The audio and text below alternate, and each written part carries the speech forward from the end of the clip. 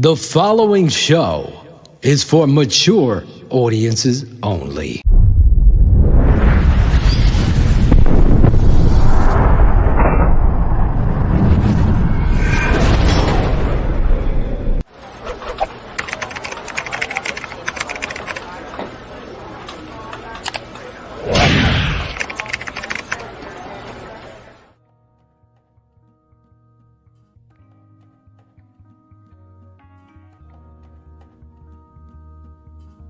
Against Will Anderson, it's the fact that Darnell Wright is a very good offensive tackle, and he could be even better in the National Football League. So I absolutely love that selection. But I think even just taking a step back, trading out of that pick, because you heard rumblings that maybe they'd stay there. There were even some people saying that they'd stay there and take a quarterback, that they would do a couple of different things. No. This is year 3 of Justin Fields. This is the year to get him where he needs to be. This is that year 3 leap that, frankly, I'm praying to see from Mac Jones. Get him some help.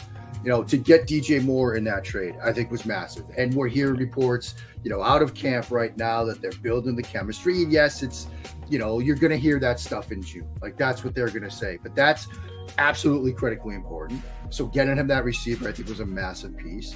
Getting the right tackle spot set. Now it looks like, at least on paper, you've got your 5. You could protect Justin Fields.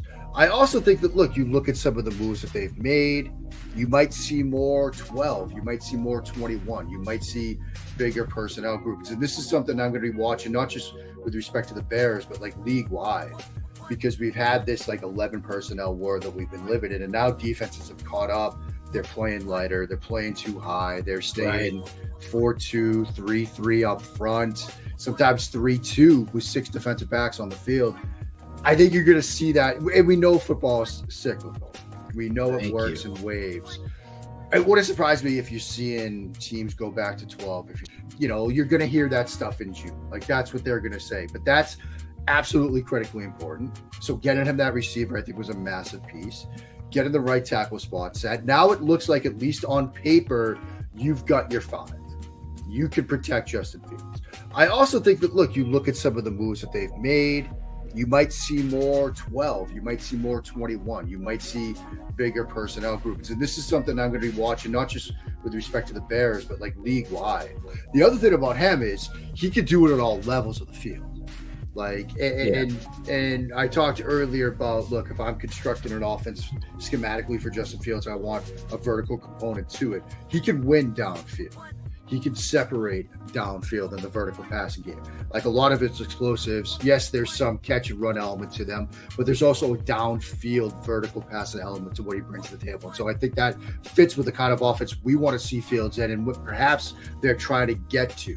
And so I think those are 2 huge things for Fields, both that security blanket option, that 36, 37 situation, and, hey, it's 1st and 10. We're going to go under center, fake inside, ISO, go over the top on a post route. He's going to win on that route as well. And so that's what this offense needed last year. That's what Justin Fields needs as a quarterback to get him to where we hope he's going to be, to get him to where they can use that extra 1st-round pick on another tackle if they want, or the defensive side of the ball, pass rusher or whatever, and not have to use it on a quarterback next year.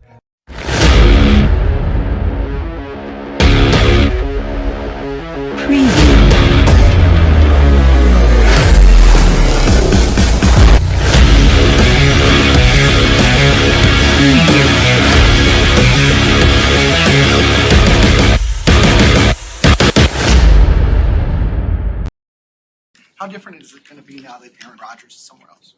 I wish he played one more year with Green Bay. Honestly, we went up there and we played a pretty good game, but they got away from us at the end, obviously, and they won. But their fans are really shitty.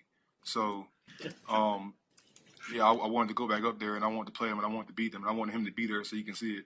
But the fact that he's gone now, it's cool. I guess it's better for him not to be here, But yeah, man, I'm ready to take it over.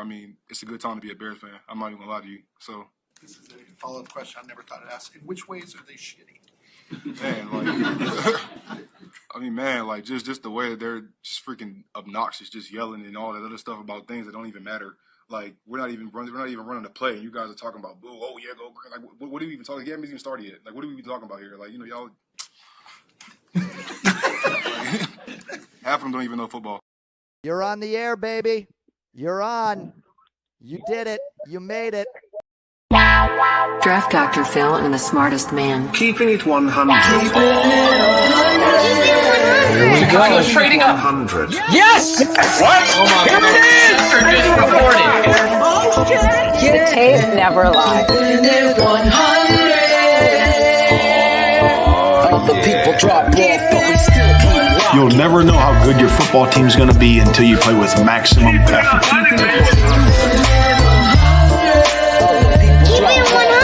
Keeping it 100. Open competition over the North and never give it back. Smartest man. My Chicago Bears select Justin Fields, quarterback, Ohio State.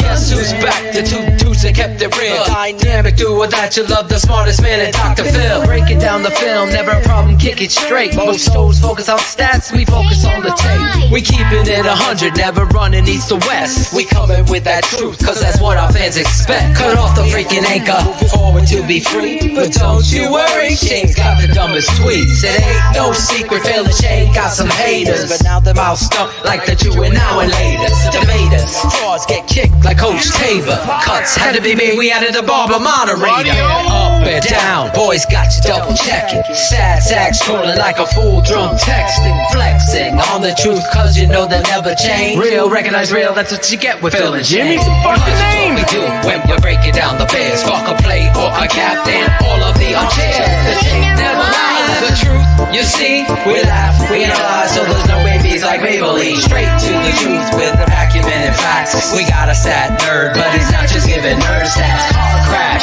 big impact like trick sack. Every Wednesday night you got the smartest man and Phil back. Now we know you're smiling like a fat kid with fun dip. We're back better than ever and we keeping it 100. Keep it 100. Draft Dr. Phil and the smartest man. Justin Fields gets outside the pocket, puts that ball perfectly where only Mooney can get it. 1 Keeping it 100. 2 feet. Draft Dr. Phil and the smartest man. Keeping it 100, baby. Keeping it 100. Draft Dr. Phil and the smartest man.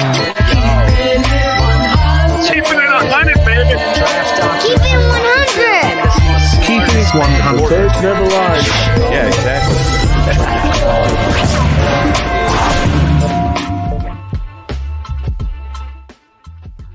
Oh, this is Claudio the Barber, and this is TTNL's Keeping It 100.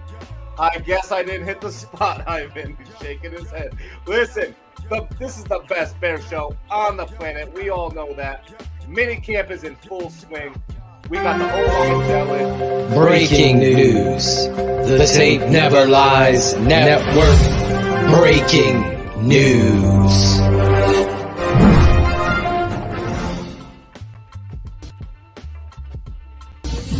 Hello, everybody!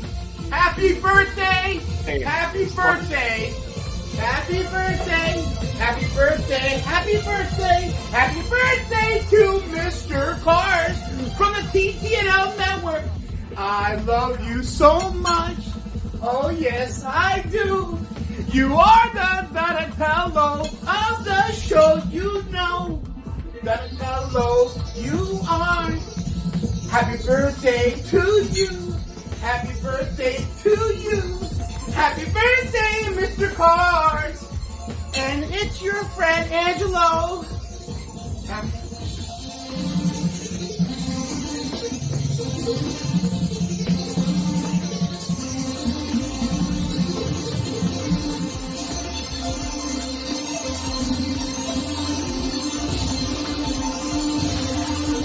Happy birthday, Cars.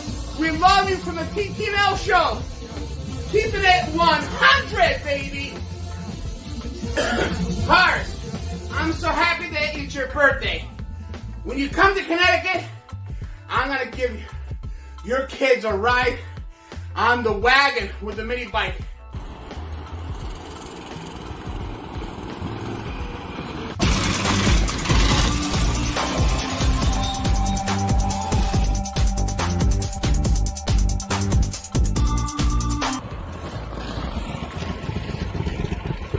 And there you have it, guys. We got a nice little wagon ride. There's a coupon redeemable by April 25th. You guys are gonna love it. All right? All right, so keeping it 100 TTNL.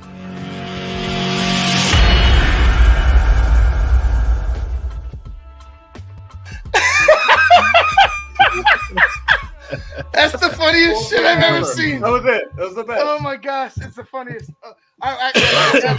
Somebody wants to say happy birthday to Cherie. So, Yes. Happy birthday, Cherie.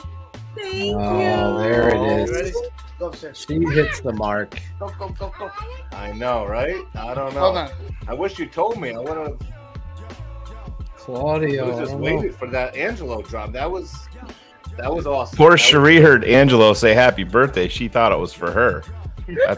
I pretended it was for her. I never knew that shit existed, and I'm so fucking happy God. that it does. Oh, God. That made my night.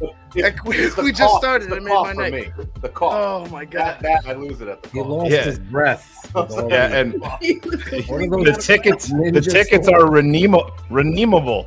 Come back. Come back to us. We are fully in the off-season mini camp mode, where analysts and trolls are logging interceptions and who's starting. It's like they don't learn. Every year we gotta go educate this. Yeah.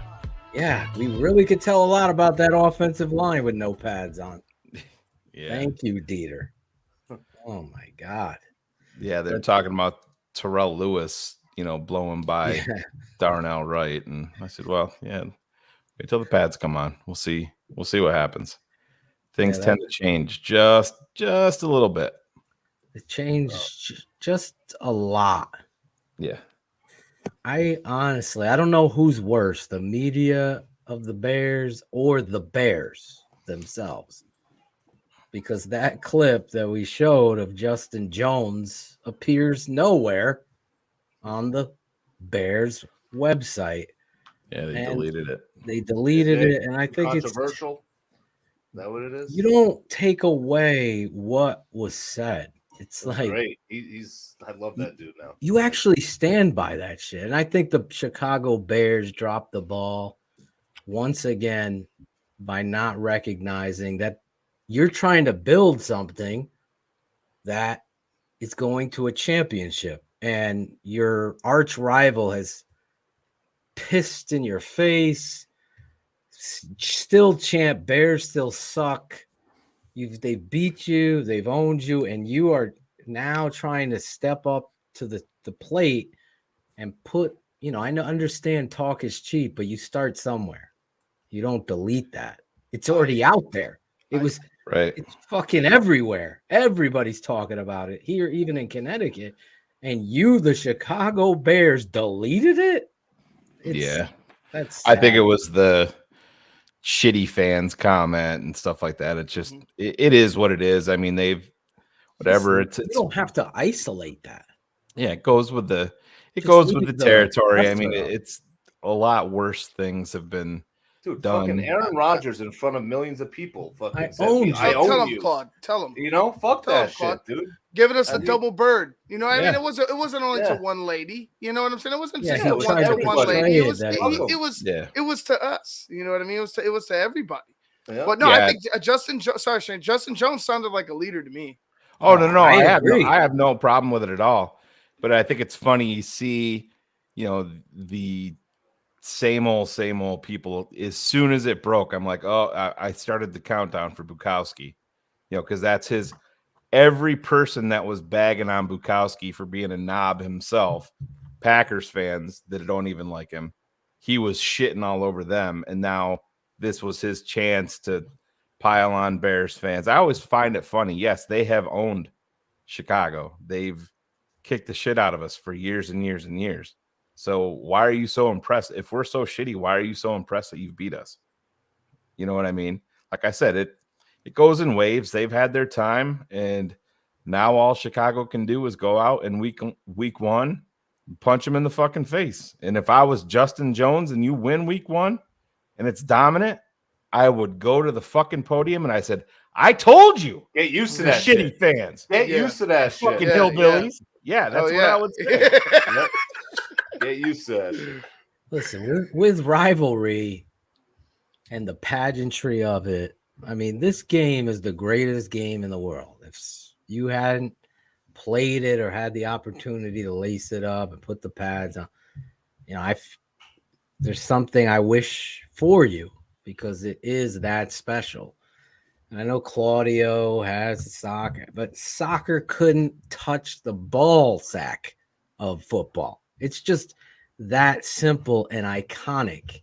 It is what this guy said. It takes everybody, the fat guy, the funny guy, the strong guy, the fast guy, the tough guy, the lead. Football is the ultimate team sport for all those reasons that Justin Jones stood there at the podium and basically said, things are about to fucking change. I'm tired of those motherfuckers talking. Somebody other than Jose Torres and my guy Bullets and Sean Stewart and Dan Schlicker,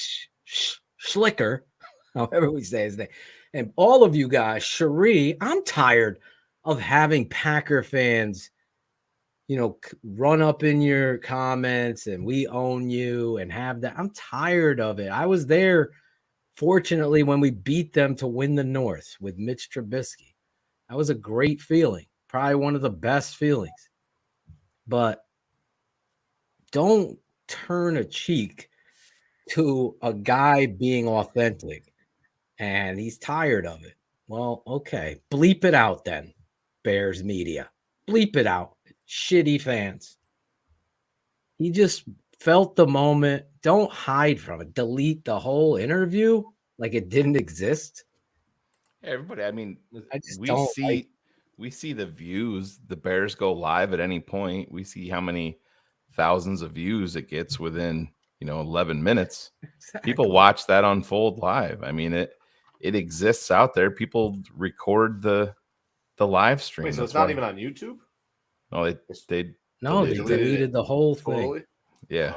So off their YouTube and off the app. Yeah. Yep. Like, I get trying to be, again, you got to stop being a soccer.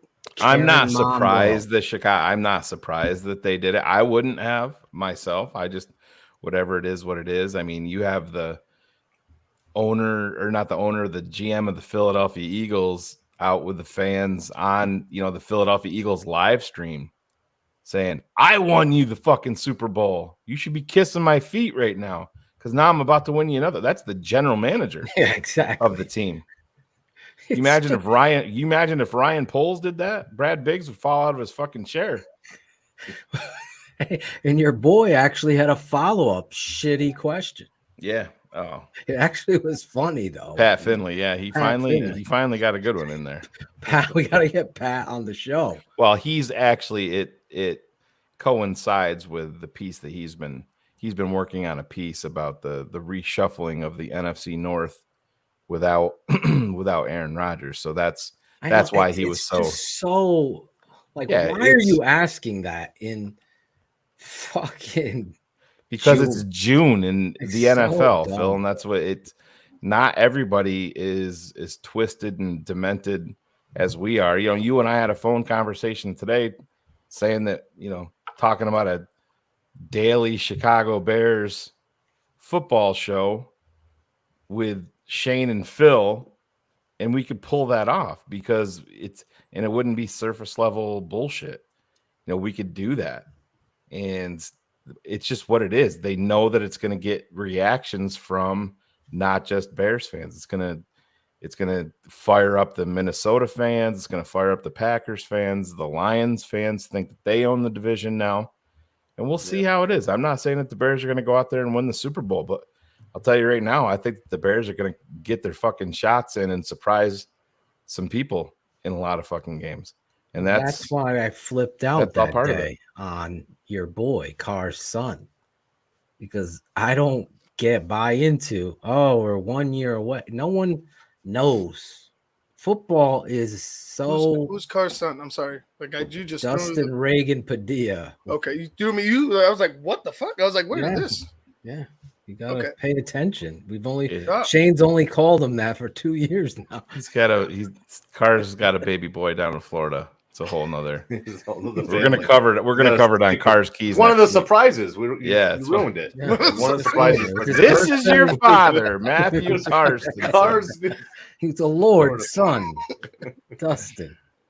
No, but seriously, I just think football is such a team sport and it really I mean, I don't know if you saw the Eddie Jackson presser. Yeah. But you could just see the maturity of Eddie Jackson understanding time is short in the NFL. I'm tired of that shit. I think you're going to get the best Eddie Jackson out there. I love how complimentary he is to the defensive backfield. I love the fact that you see Stevenson going out there and getting the kind of notoriety that he's getting from everyone. What did you think of Flus's comments on Tyreek Stevenson when they talked about him? He goes, he's going to be returning home to work out, but he's going to be down there and he's going to get in elite shape. That to me was, you better come back here in better fucking shape than you're in right now. Either that or he had told the coach, I plan on coming back in shape. Yeah, to me, they give him that kind of. Oh, no. I know they do because they're talking, Justin Dieter Jones mentioned was on with Jeff Joniak, and he was praising the two rookie defensive linemen. And he talked about Dexter, and he said, he's 325, and he goes, when he comes for camp, he's gonna trim up some because I think they want him around 310, like 312, right in that range. So listen, I listened to Tevin Jenkins. Herb Howard, shout out to him. That's the kind of question, we always talk about Herb here. We love Herb, but you could see down to business kind of question. Herb ain't asking Tevin, now that Aaron Rodgers is gone, do you feel like the division that you have a chance? It's like, shut the fuck up. Like, why is that question even relevant? Like, it's Phil, speak about it. When you were at Hofstra, who was your main rival? I don't even think we had a main rival because we were new going into one double. But I mean, so like if you had a teammate come out and say that would how would everybody else react to it? It would hell fucking yeah. Yeah, exactly. We would all be behind it. Yeah. Because I really believe, I'm dead ass serious. No matter what they did last year, whatever, I really believe energetically when you take an offensive tackle and you pat Justin on the back and we're building behind you, big fella, and you could just feel going and doing team related activities when guys like each other and they really bond, and there is a thing. And Dieter told me privately how much this group and energy just feels different. Like everybody, that shit goes such a far, long way than people can actually believe, because football is the ultimate team sport. You like someone, you bust your ass for it, and you really do it. And I think just listening to their energy, like I've always said this, I don't have, nor does Shane, the opportunity to sit down with these players pre-draft. But I know if I did, I'd have a hell of a lot better draft record than Ryan Pace and a bunch of other these fucking scrubs that are GMs. And you could take that for whatever it is you want, but I know it. And when I hear players talking about their goals and their teammates and the energy, I got to give it to Eberflus. He's doing a lot of the good things that you want to see. And it started for me with putt and darts. I thought that was smart. And now you're putting it into team related activities. Guys are going out, they're going out to eat. They're becoming a team, and that's really the linebacker core is all out together tonight. Yeah. You heard another thing. You kept hearing Eddie talk about me, Jack Sanborn, and who was the other one? Darnell Mooney, the three of us in there every day. Who's going to be there first? Well, Jack's in there first. You could just see that it matters, and that's really the goal. The coach is so important in the NFL, more so than any other. NBA, you can fucking hire a new coach tomorrow. Fucking still playing the trial. We'll still have that one guy that shoots whatever the fuck they do. Baseball, flip-flop a manager, no doubt. Football is completely different. You got to get the right coach. This year, right now, I know it's the off season. So far, the talk that we heard about loafs and hits and accountability and all this stuff seem to be rearing it and echoing the airwaves of Hallis Hall right now. I don't like, but again, I don't know who made this call about Justin Jones and his comments being removed. Just keep the presser up. Don't hide from it. You got to take him. You know, we would, Shane, get talked to by Coach Gardy before. Listen, you never say this. We met with the media people at Hofstra. They would walk you through things you could never say or shouldn't say and how to talk to the media. I know they do that with the Bears. So Justin just felt the moment, said what he felt. Don't backpedal from it. I think you just look dumb by doing that. That's the only thing they lost so far. You're doing everything right. Like, yeah, my guess would be, Phil, that it wasn't an Eberflus or even a Poles decision. I'm assuming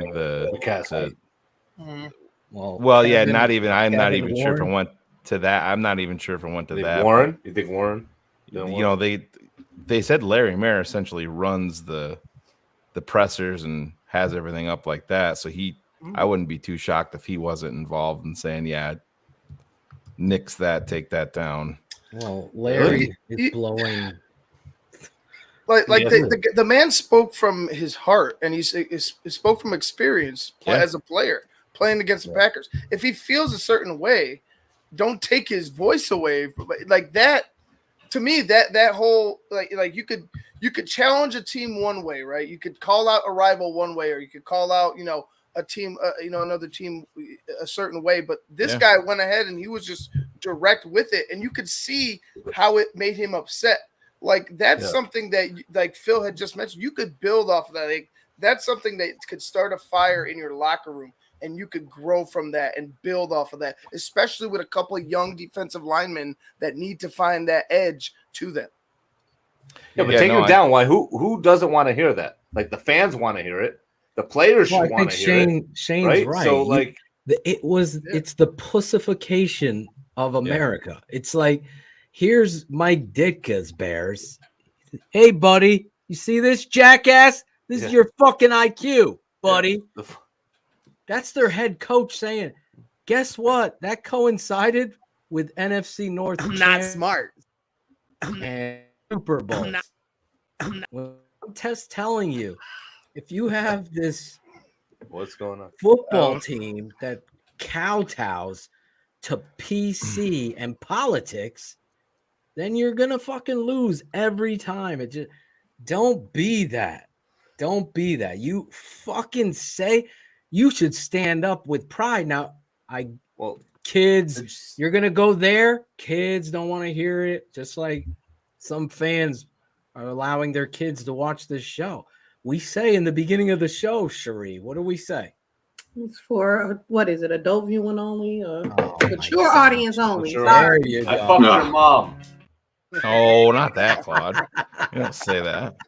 For mature audiences only. To it, right? Because that's what this is. It's a conversation, an analysis, a passion that you ain't getting everywhere. I don't like guys that are in the media that are secretly wanting the Bears to lose so they can have a better story to write and find a better way to to do this. It's then they're just not a okay. fan. That's not a fan. That's a Well, and that's what opportunity. I think a lot of these guys are afraid of, and that's what drives me.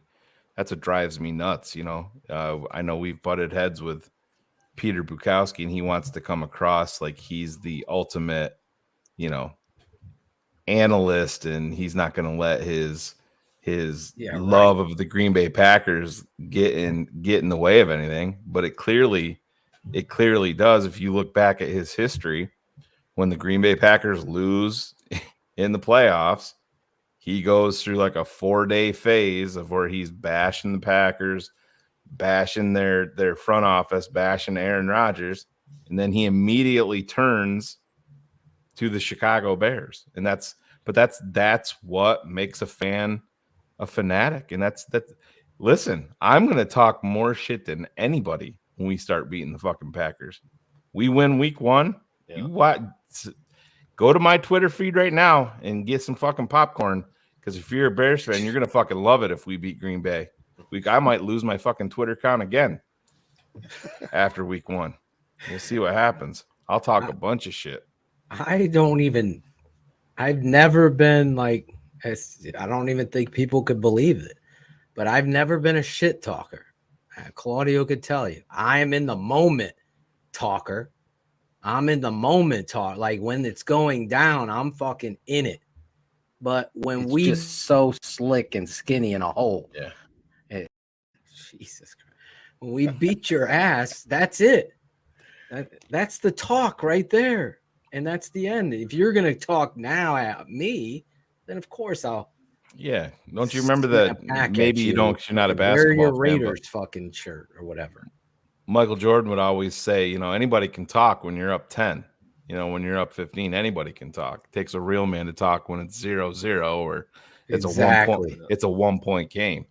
I've always been that same way. And that's why this network is what it is. And everybody else is what it is. I'm just keeping it real. Because Shane and I are cut from the same cloth. If I disagree with Shane, I'm not going to let it go. Right. I fucking debate. We know. Exactly. This isn't a show scripted. This isn't PC class. If you know what I would have said about Packer fans? They're frauds. They're fraud. You've lived fake owners. It's the biggest fraud. You've gotten screwed over by your own team. Now you've had 42 years of Hall of Fame quarterbacks, spoiled, spoon in the mouth, McCaskey-like money when it comes to football quarterbacks. Now where are you going? Jordan Love is the biggest unknown there is. Who knows anything about it? But I ain't saying the Bears are going out there, go do it. Go do it, right. I love the fact that he said what he feels about the Packers. I love the fact that he was truthful. I felt the same way. I wanted Aaron there because that shit bothered me that he did what he did at Ivan. Go ahead. I own you. And fucking Matt Nagy pussied himself out. We're not really going to talk about it. Cole Kmet. We want to know when I lost a lot of respect for Cole Kmet? Right there. Yeah. Like, this motherfucker he would never play on my team. You know what you should have said, Cole? That shit fucking bothered us all. Because how many of his teammates were like, motherfucker, stop. What are you talking about? This shit bothered me. Yeah, and I think that's, you look back, I forget what player it was they were talking about, the locker room and stuff like that. And it might have been Justin Jones again. They were talking about it a little bit today, talking about the Bears locker room and stuff like that. And the locker room really wasn't quite as close as the public perceived last year during the 3-win season. And he pointed out specifically because there was so many players on 1-year deals that it got to the point where everybody was fending for themselves for what's next. Who said that? Forget if it was Justin Jones. It might have been Justin Jones said it on with Joniak and just saying, there was guys kind of like doing you get it in Eddie the NFL. Jackson mentioned it. Okay, if that's who There it was. you go. And that makes sense. And it makes sense, but really good. But that's where they said it's completely That's the different. opposite of a team. It's completely different this year, but it's key. And one of the things that I don't think people talk about enough is Tremaine Edmonds, his impact with that. He was a 20-year-old in Buffalo that got voted a team fucking captain on a defense full of veterans. Think about that. Yeah. That's a pretty impressive thing. They talk about his leadership and just how it's not anything that he strives for. It just comes natural. And you hear a lot of the players just talk how he just kind of blended right in and just kind of assumed that role. And I think it's a real big deal. And you have these guys that have some clout here. You have a guy like Eddie Jackson that's been in the league seven years, and it's, financially stable, that, kind of didn't want to buy into Flus's beliefs last year. Jalen Johnson was another one. But then you see these guys, like I said, they look up to Eddie. Jaquan Brisker looks up to Eddie Jackson. Can I just say, all of these guys look up to Tremaine Edmonds, and I that shit all matters. And the Bears did not have that last year. We don't have narratives, Creighton. So that wouldn't be a narrative that we don't have a narrative. It would be the hallmark of the network. It would be the mission statement. Thus, a narrative is when you create something to cover over a truth. So that I'm just clarifying that bullshit. Probably he's just asking a question, but I have to put my PhD in bullshit on and tell you we're not. So that's where the doc comes from. You got a PhD. Yes, that's where the doctor. I got a PhD in bullshit. I could read it and tell you right when it is. And to Shane's point, and it was a massive one. Eddie Jackson, to me, was a breath of fresh air listening to him talk. I didn't hear that part, but that's the total opposite. And that's why building a team and having a coach kind of set the tone, is so critical. And that's really where this Chicago Bears, hopefully they continue the competition and build off that. A lot of people that, well, the Bears are just going to play this guy because they drafted him. Hopefully that's not the case. And there's a reason other than Tom Brady that Belichick has won as many Super Bowls as they have. Same with the Giants, because Bill Parcells did the same thing. He played the best players. So if this kid comes in here and outplays Jalen Johnson, then he starts. That should be everything. If some young right tackle goes out there and shocks Semo and the Bears, and he's just handling his business, and there's no denying it, then Darnell's sitting the bench. That's how championships are won. Is it going to happen? We all know how we feel about Darnell Wright, but I'm just saying that's where it's got to go. And if fucking Travis Bell comes in here and plays 20 times better than your second round defensive tackle or third round defensive tackle that you took, then you better damn well play Travis Bell. Yeah, the defensive line coach himself talked about it. They were talking about the interior defensive lineman, and he said like 2 separate times, don't forget about Travis Bell. Don't forget about Travis Bell. We're going to look at Travis Bell's tape later on the show and give you a little taste of what we do on our patron side tonight. We're talking about the Chicago Bears. Obviously, Justin Jones' comments about the Packers fans are heavy on our minds here in an off season with no pads and the agenda of the Aaron Rodgers bookmark, I call it. It's like, we're going to bookmark this. Do you think you have a shot? We have a shot with Aaron Rodgers on the Packers. That's the truth. Any given Sunday. And that's right. I just hate the media running like this. running like this. It's unfortunate. Yeah, I think it's because it's June, man. I do. I think give them no excuses. No. I'm not giving them an excuse. They either. would I'm ask going to you hold to them. September. Fucking, are you? Yes, we know you won, Justin. But what about if Aaron was out there? Does it take a little bit of? You're going to hear that after you beat the act. But it's what it is. Phil, I tuned in to Dan Weeder and David Haw, ripping Adam Rank apart for Adam Rank picking the Bears to go 12-5, and they're like, "Oh my God!" And I'm like, just know your place first off. I mean, that's what Adam Rank is.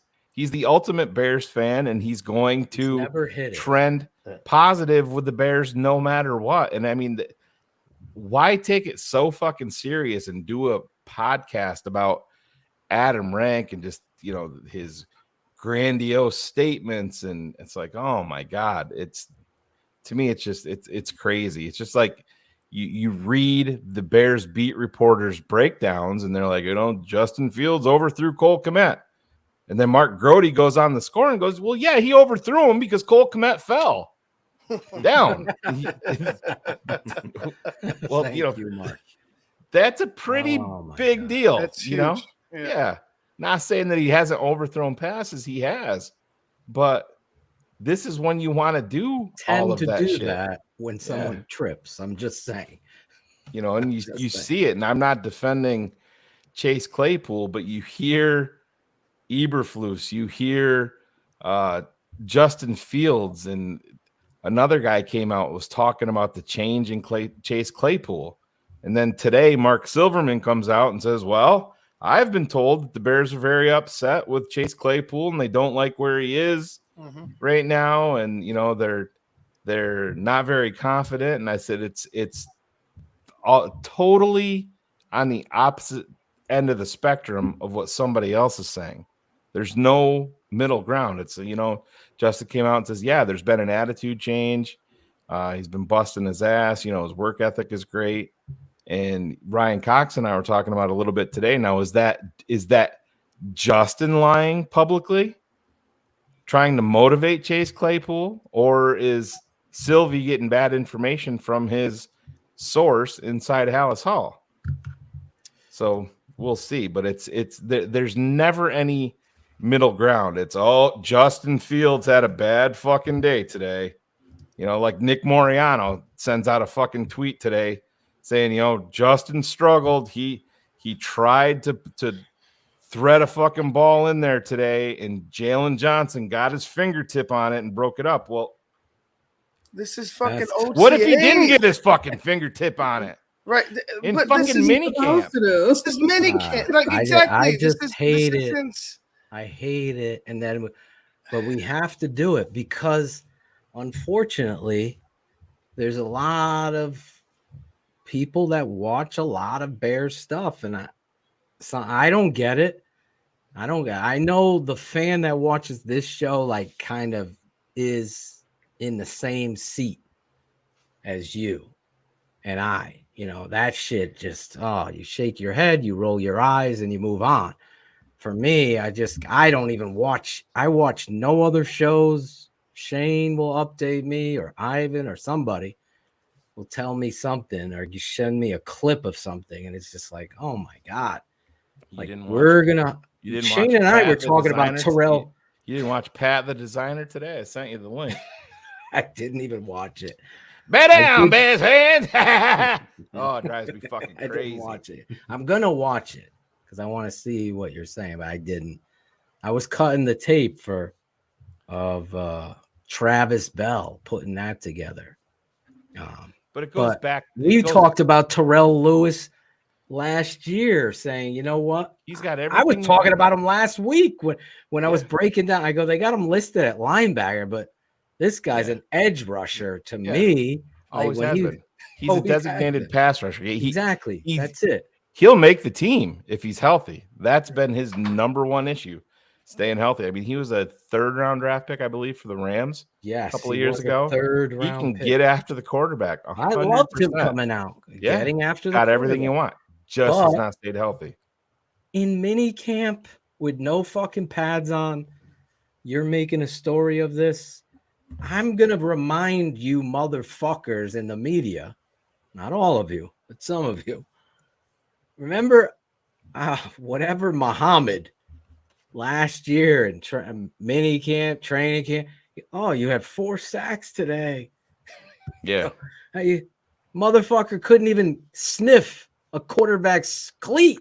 Couldn't even set an edge. He couldn't set an edge.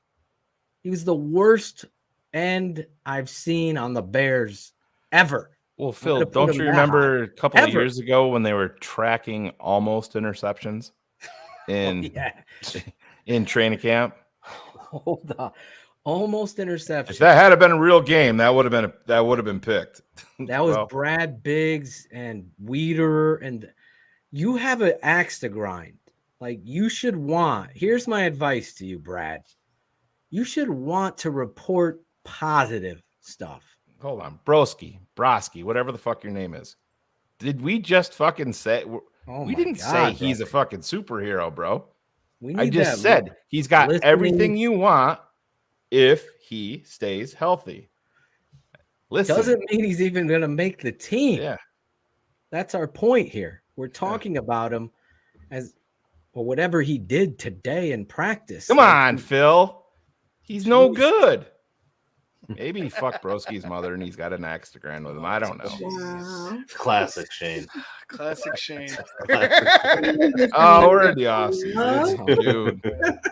Listen, Terrell Lewis could go in there, become Roosevelt Colvin. I said he's gonna make the team if he fucking stays healthy. Stays healthy was the key. Exactly. Listen, asterisk in his comment. I don't know if he's gonna make the team. He has the potential to be. He does. He just Colvin. He never stays healthy. But this network, I'm going to interact with the positive people and the negative people. I've told Shane, don't just interact with the negative people. There's a lot of positive fans out there that need the love too. And tonight, we're in the off season, live with everybody on the network, all the producers.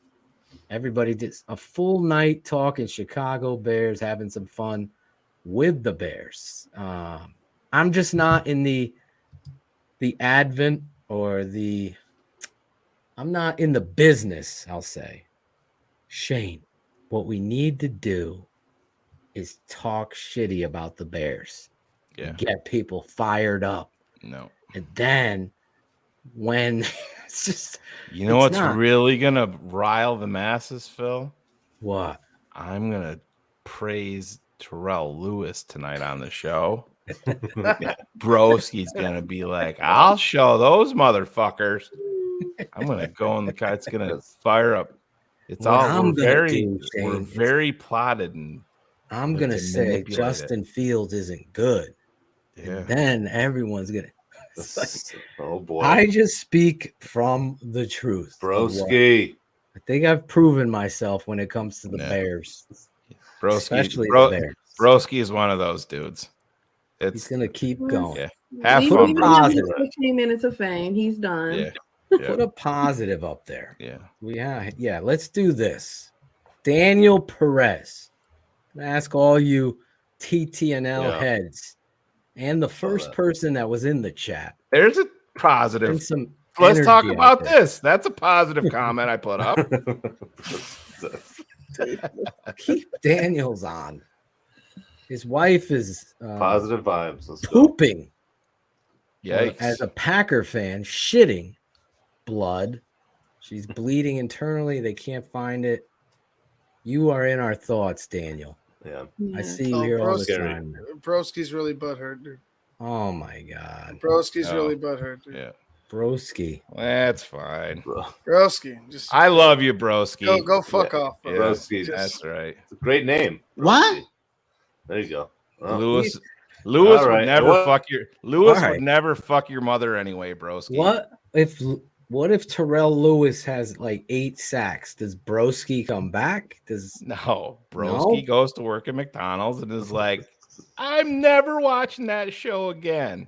I always love people that actually own that shit. Like, yo, you were right about Charles Leno. I was so wrong. And like, you own it. Like, I respect that because I would do the same shit. But So people this that is say, listen, I said this 4 days ago about Darnell Wright. Weren't you all paying attention? Shut the fuck up. I said 4 hours before the draft started they were going to draft Darnell Wright, Phil. I put it on my YouTube page. Really happened on that Thursday here at Augusta High School that led to Chris Wood's death. The fuck is that? Shit! I'm dying in this fucking country ass fucked up town. Classic. That's how I feel sometimes. Like a fucking bug went into my throat with some of these fucking clown boys, these blog boys, these flip floppers. So are we going to break down your Hofstra workout, Phil? Yes. Yeah. Exclusive.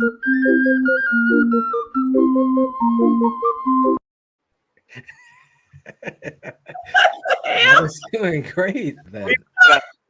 Just jumping on everybody. It's just so you gotta slick explain it and again. skinny Most and a people in the hole. chat- Yeah. That was me back at Hofstra playing track.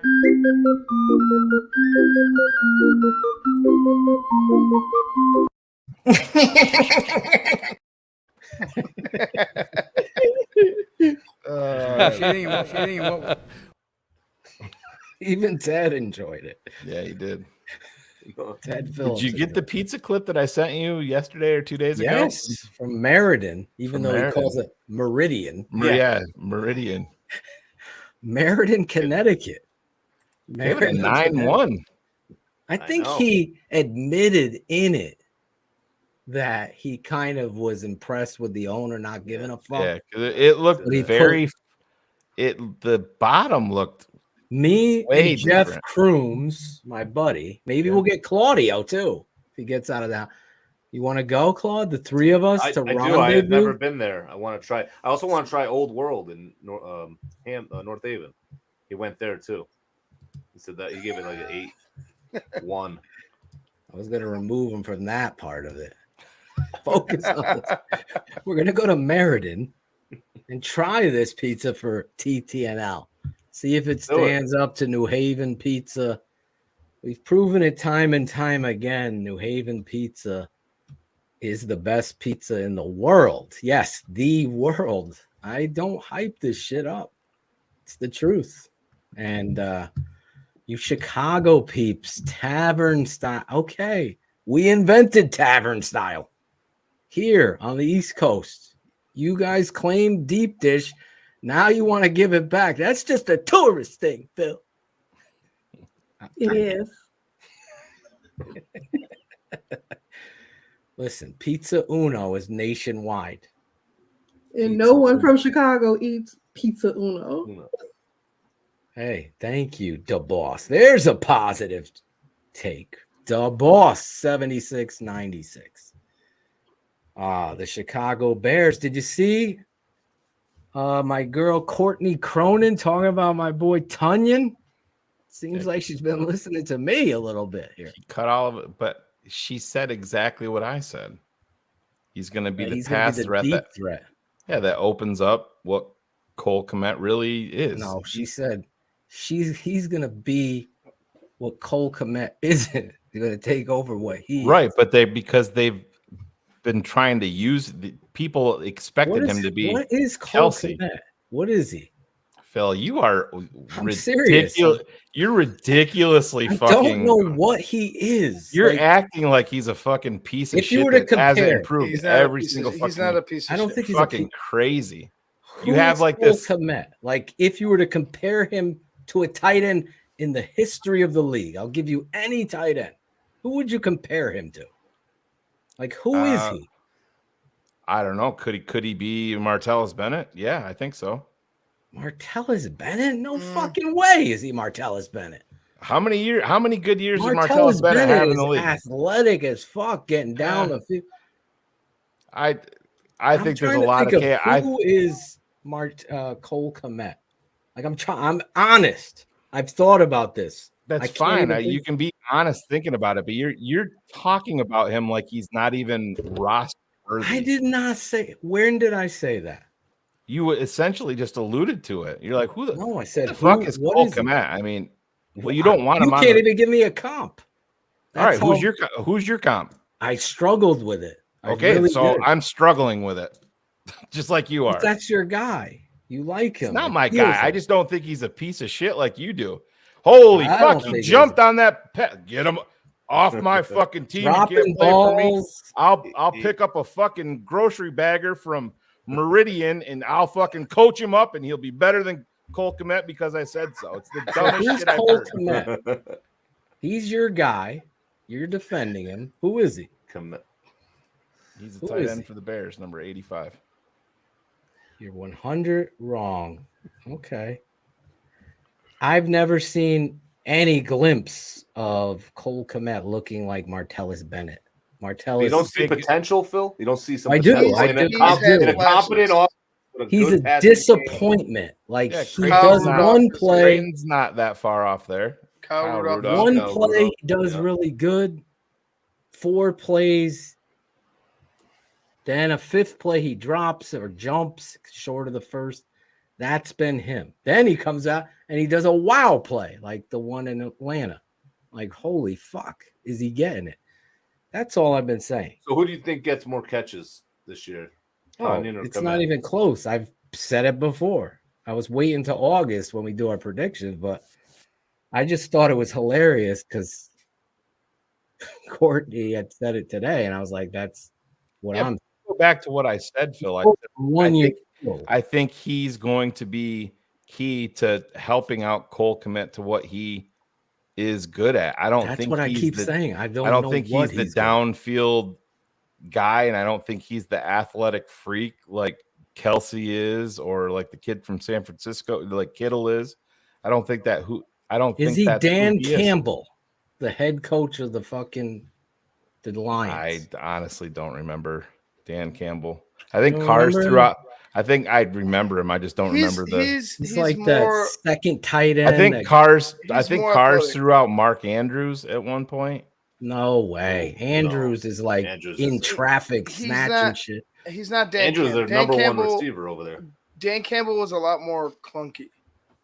Yeah. Yeah. He's a. How about Shockey. Former Notre Jeremy Dame? Shockey. No fucking way. Shockey was a star at one point till he got hurt. How about I think Kmet has the potential. Derek Brown, former Giant, to be a star. also from Notre Dame. The physical traits, but not the. He doesn't have the. He just doesn't. It's not there to call him Shockey. I think the problem is just like when they brought in Adam Shaheen, they give him number 87. They're calling him Baby Gronk and all this shit. So then Matt Nagy got here. They go out and they get the fucking tight end. They're like, oh, he came from Kansas City. He's Kelsey. I think that's the trap that fans fall into. Just because he's not Kelsey doesn't mean that he can't be an extremely serviceable player. And he's improved every single fucking year in nothing but fucking chaos on offense. I got one. Algie Crumpler. There's Algie was. I'm just joking. I loved Algie. I love that name. It's a great name. Listen, I think it's a great thought. Wait, someone else said it in the chat too. Tyler Higbee. Tyler Higbee, not Crumpler. How do you get Crumpler on Higbee? I'm looking back at someone actually. I talked about somebody actually said Algie. There Crumpler. it is. There Algie Crumpler. I talked about him with Matt Waldman a few weeks ago. So his athletic David LaFleur is a perfect. That's who he is. Athletic profile coming out. Yes. His comps, who he in his mock draftable. If you take all of his measurables, Rudolph's a good comp too. Luke Musgrave, Eric Saubert, Deion Sims. Oh, look at this guy, Martellus Bennett. Deion Sims. Heard that name, Martellus Bennett, from someplace. Dallas Clark and Mike Pinkard are all his mock draft. Dallas Clark? No fucking way. Where? So his athletic profile is almost 80% that. What was his 40 time? What was? I don't remember his times. Do we got those? 40-yard dash. Yeah, it was a 4.7. 4.7. Yep. He's what, 6'? He's got to be 6'7". He's a big dude. 6'6". 262, 33-inch arms, He's 10 and a half all of inch hands, 6'6", boy. 4'7", 37-inch vertical jump, which for a guy 37 inches, fucking good. Yeah, it's legit. Broad jump of 123 inches, 3 cones, Could someone 744. give me the yards on 123 inches, please? I hate when they do that. Feet, give me feet. Yeah, his broad jump and vertical jump were in the 88th and 90th percentile. Like I think Kyle Rudolph is a good comp, but I liked where was Caesar. But if you have him working those intermediate routes, David and LaFleur is Tunyon perfect going down the seam, I think that's perfect for Cole Kmet, and that's what I've maintained the entire that's time. Why I'm telling you, the guy is just a guy. That's what I'm saying. Like if Tunyon, let me ask you like this then. Tunyon goes out there, catches 72 balls and 12 touchdowns. I'm talking down the field plays. And this guy comes away with 33 catches, 3 scores. He's gone, right? So you don't pay that guy now. See what he does. I hope I'm wrong. I like the LaFleur and Kyle Rudolph. I don't see Robert Tunyon in 5 seasons has 137 receptions. He also in 5 years coming off an ACL. And right? so in 3 years, how many receptions do you think Cole Kmet has in 3 versus 5? 3 years versus 5? Well, when you're playing as the only thing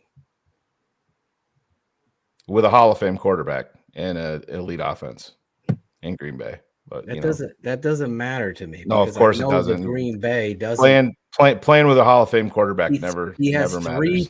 three tight ends they use there, 4 sometimes, and Yeah, I know he and didn't like him, so I know how he handles that kind of shit. Yeah, his 2020 he had 52 catches for 586 yards and 11 touchdowns. That was his best. He played with Mitch too, right? No. I'm talking about Tunyon. Oh, I'm talking about Tunyon. What did Cole Kmet do with Mitch? So what year is this for Kmet? This will be his fourth year. Fourth year, and don't forget he's the COVID year. He was the COVID draft. They came in, they got no They got no mini camp, no OTAs. Their first time in was under Matt Nagy in a COVID year with no OTAs, straight to training camp. And as a rookie, he had 28 receptions, 243 yards, 2 touchdowns. Then 2021, he had 60 catches, 612 yards, 0 touchdowns. 2022, 50 receptions, 544 yards, 7 touchdowns. That is not just a guy at tight end. It's simply not. That's what I see him as on tape. That's honestly, I have no person. What do I have to see from him to change my mind? So as Tunyon as the downfield guy in his career has an average yards per catch of 10.5. Cole Kmet as a guy that's not a downfield guy is 10.1. Again, I don't look at it like that. No, but I'm just he was your only weapon with Mooney. I know he's important for a young quarterback. Both Mitch and Justin need him, and every other. Listen, I just need to see him not jump, not get cement footed at the stem of the route, and just catch every ball that is catchable. Be physical. Turn up the field. Use your fucking body. And use your size. I'm telling you, he is imposing. That's what disappoints me. Do and build off that. I will be the first one to say I am so proud of Cole Kmet. In fact, I've said it last year. I'm like, he really had I forget what the Lions game. We were there. I'm like, he really fucking had a game. He dipped his pads, made the big play at the top of the route, ran the post flag to the opposite corner, caught the ball, adjusted. So it's not like he can't do it. I just haven't seen him consistently do it. So if he does those things, then yeah, I'll be the first. I'll show you on tape. He can't hide. He can't hide, and he's certainly not going to get praise from me in fucking minicamp. Do you think it's going to help him having DJ Moore, Hell yeah, Justin Fields, second year in the same system, and Bob Tonyan dip his numbers.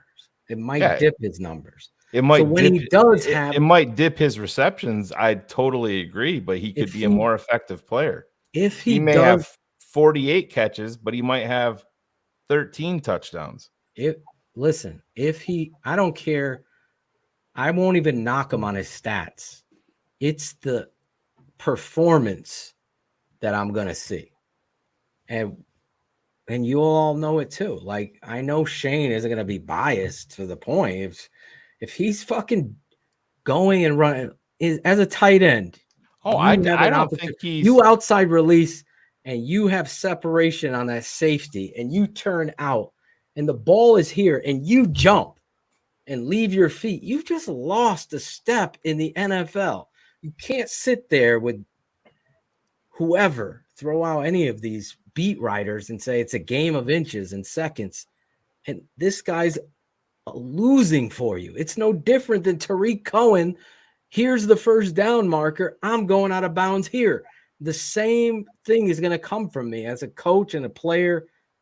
I'm going up against guys 3 times my size, putting my face in there. Granted, did damage to my brain, but still, that's part of the game, right? Cole Kmet is 6'6", 260 pounds. If he does those things, then I'm going to be on the, you know what? I was wrong about Cole Kmet. Yeah, so just, and I know we poo-poo this, but statistically last year, where do you think Cole Kmet ranked within the NFL for tight ends, all tight ends? Top 15? 7th overall. Yeah. There you go. Kelsey was better, Kittle, Hawkinson, Mark Andrews, Evan Ingram, and then Cole Kmet. But what statistic? Well, I mean, you can break it down. So Kelsey had 110 receptions. George Kittle had 60. Hawkinson had 86. Andrews 73. Evan Ingram 73. Cole Kmet had 50 targets. He had 60. Cole Kmet had 50 receptions on 69 targets. Evan Ingram had 73 receptions on 98 targets. I mean, if you want yards, what's that? I think we're saying, what's that ranking? Like 7th in what ranking though? Like, how is it ranked? Well, they're ranking it overall. I mean, okay. You could choose a category. I'm sure you could go ahead and double click a category. Listen. Yeah. So what do you want? It's hard because you're. So he'd be third in the NFL in touchdowns for tight ends. What third was overall. his touchdowns? 8? 7. Yep. Kelsey had 12. Kittle had 11. Kmet had 7, and he would have been tied with. He turned it on towards the end of the year. What about yards per target? Or yards after? Yards per target. He said 10.1, right? Did he? Per catch or not target? They don't do. Do they do yards per catch? target? Either way, per target, per catch. It was 10.1. 10.9. 10.1. Okay. For 20, I'm talking the ones that I gave you earlier were career. Okay. Tonyan for his career was 10.9 for Kmet. 10.9. Okay. This year or this past season.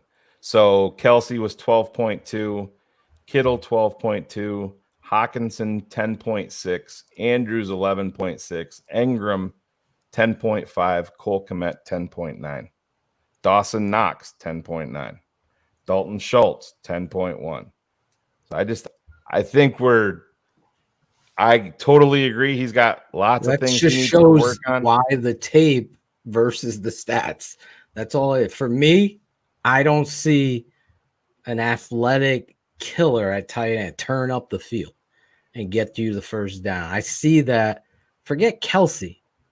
Andrews and him have a similar body type frame. Andrews, to me, He could be blindfolded and catch the ball 20, and run through 20 plus yard plays. Who had more, Cole Kmet or Mark Andrews last year?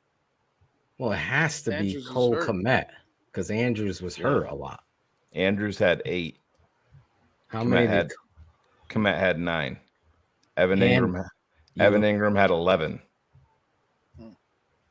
I mean, how much was Mark Andrews? How many games did he play last year? I mean, he had 73 receptions. I think he was out 4 games, 4 3 or games, 4 games. Yeah. Yeah. So and he would was have playing with the backup quarterback a lot. Yeah. Yeah, I mean, I know what that guy Cole is. Kmet played with 3rd and 4th string quarterback at some point Last year. Yeah, Justin didn't play every game either. Missed one game, I thought. Or the year before, or his rookie year. I mean, you could say that for anybody. Well, we'll see what he does this year. I just will go by. I'm not saying that he's going to be some top 2 or 3 tight end, but for me to say that he's just a guy, I can't go there. Well, I mean, I know, it's fantasy, so obviously it's just projections, but I was just looking at some projections. They got him at like 12th tight end projections right now for fantasy. So some people are agreeing with Phil, I guess. People in the fantasy world don't think he's going to put up production. But obviously, well, you're gonna. I think some of those numbers will be shortened, like dwindled with Tunyon, because Tunyon could definitely add a lot of offense to this team. But I think as far as being consistent, like Phil was mentioning, and I'm not saying go over 700 yards, but be consistent with your targets with every opportunity that you have. Absolutely. Don't drop passes. I get mistakes. It. But I just don't make mistakes in the where's the consistency on the offense? That's anywhere. But that's wasn't not there, the point. He was there to make. He's a part of. No, the I get it.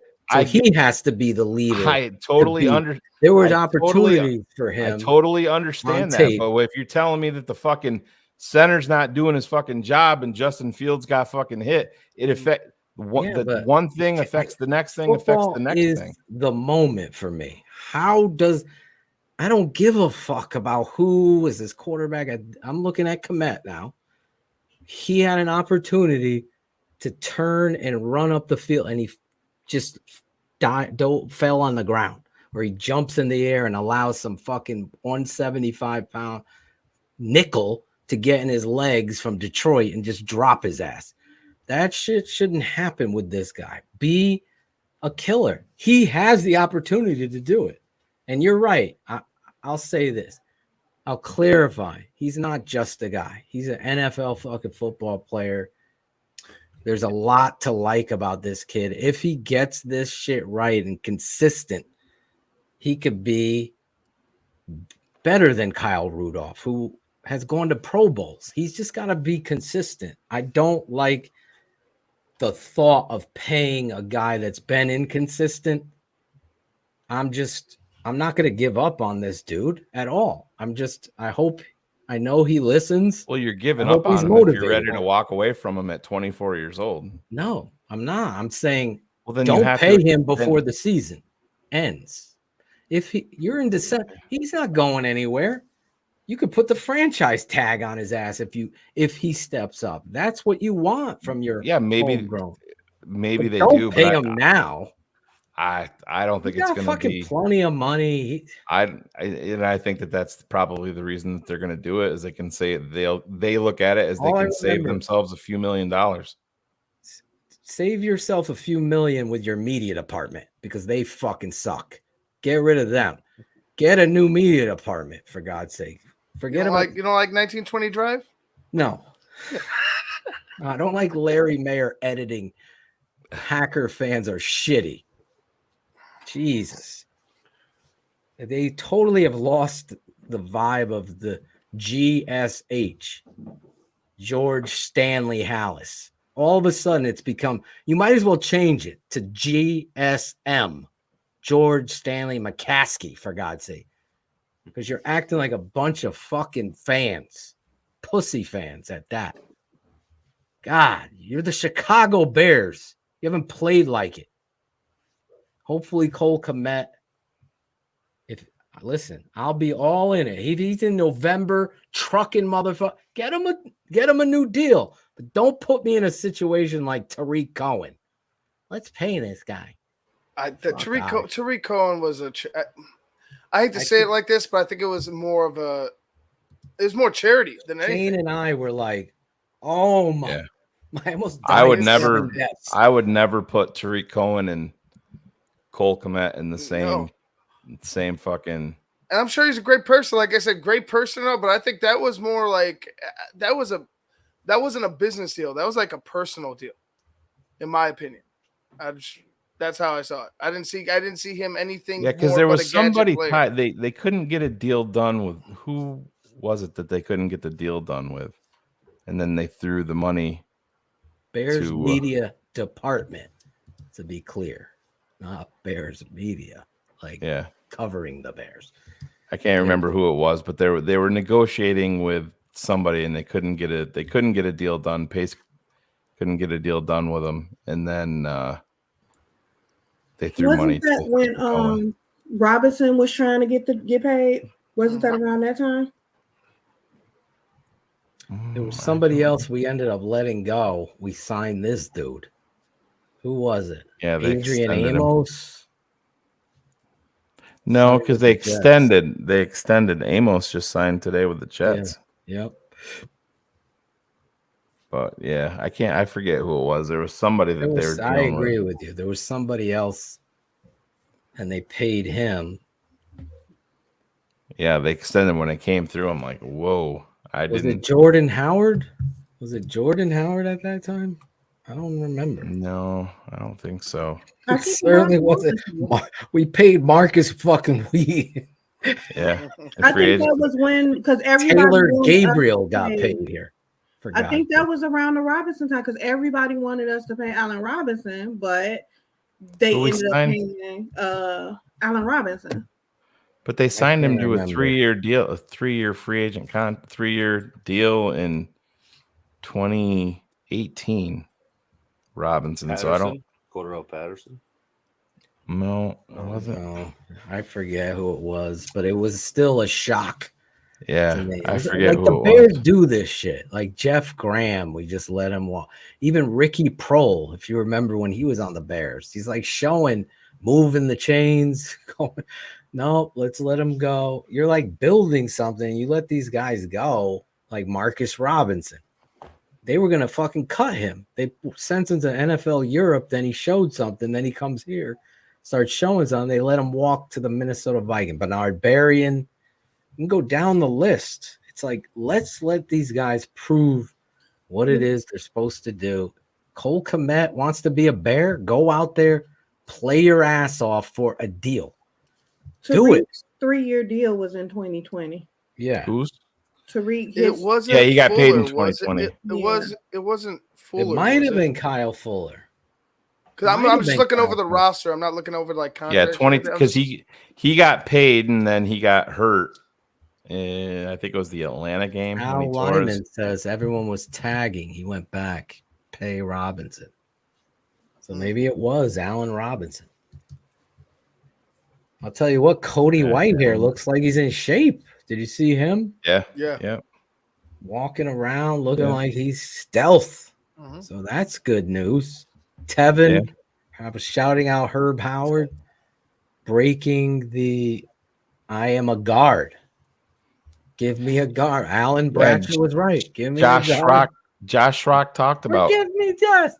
He had a long phone conversation with Tevin, and Tevin admitted his faults and not taking things serious and needing to grow up. His wife helping him grow. That's a great sign for this line right here. Oh, Nate Davis is there. Totally. But Tevin's moment. I wish Herb was in the chat right now because he deserves to take a bow. That's somebody in the media that comes prepared with great questions, football questions. It's not. So what's going to be the mantra this offseason? Like, are you going to make T-shirts, Coach? No. Herb is asking, are you in break? He's a guard, and he's embraced it. And I think that's great for Tevin and his career and how he's focused on that position. I mean, well, you talk about contract extensions. I mean, he came in the same year as Justin. So, 2021, so you got 21, 22, 23. He's going to be a guy. He goes out, he's going to be playing this year. And at the end of the year, offensive line is going to be a place that they want to invest in. So this is a huge year because as a second round draft pick, you don't get the 5th year option. Right. Like Justin Fields does. And guards get fucking paid. And if he plays at an elite level, he's going to be linemen are getting paid. Oh yeah, they're hard to come by. I'm just happy he's accepting his role and just mentally going in. There's not an issue with Tevin Jenkins because we talked about his talent. I mean, I think we talked about Tevin Jenkins at nauseum on this network. You know what I'm saying? And I think at the end of the day, right? I think at the end of the day, we all just want him to succeed because it's what's best for the Bears. But if this is the beginning of it, I like how it's sounding. He's buying into his position. Right. He's got people helping him around. Not saying that, like you said, he was probably still immature or he was immature. Definitely. He's learning. He understands that now. He has a support group to learn how to grow.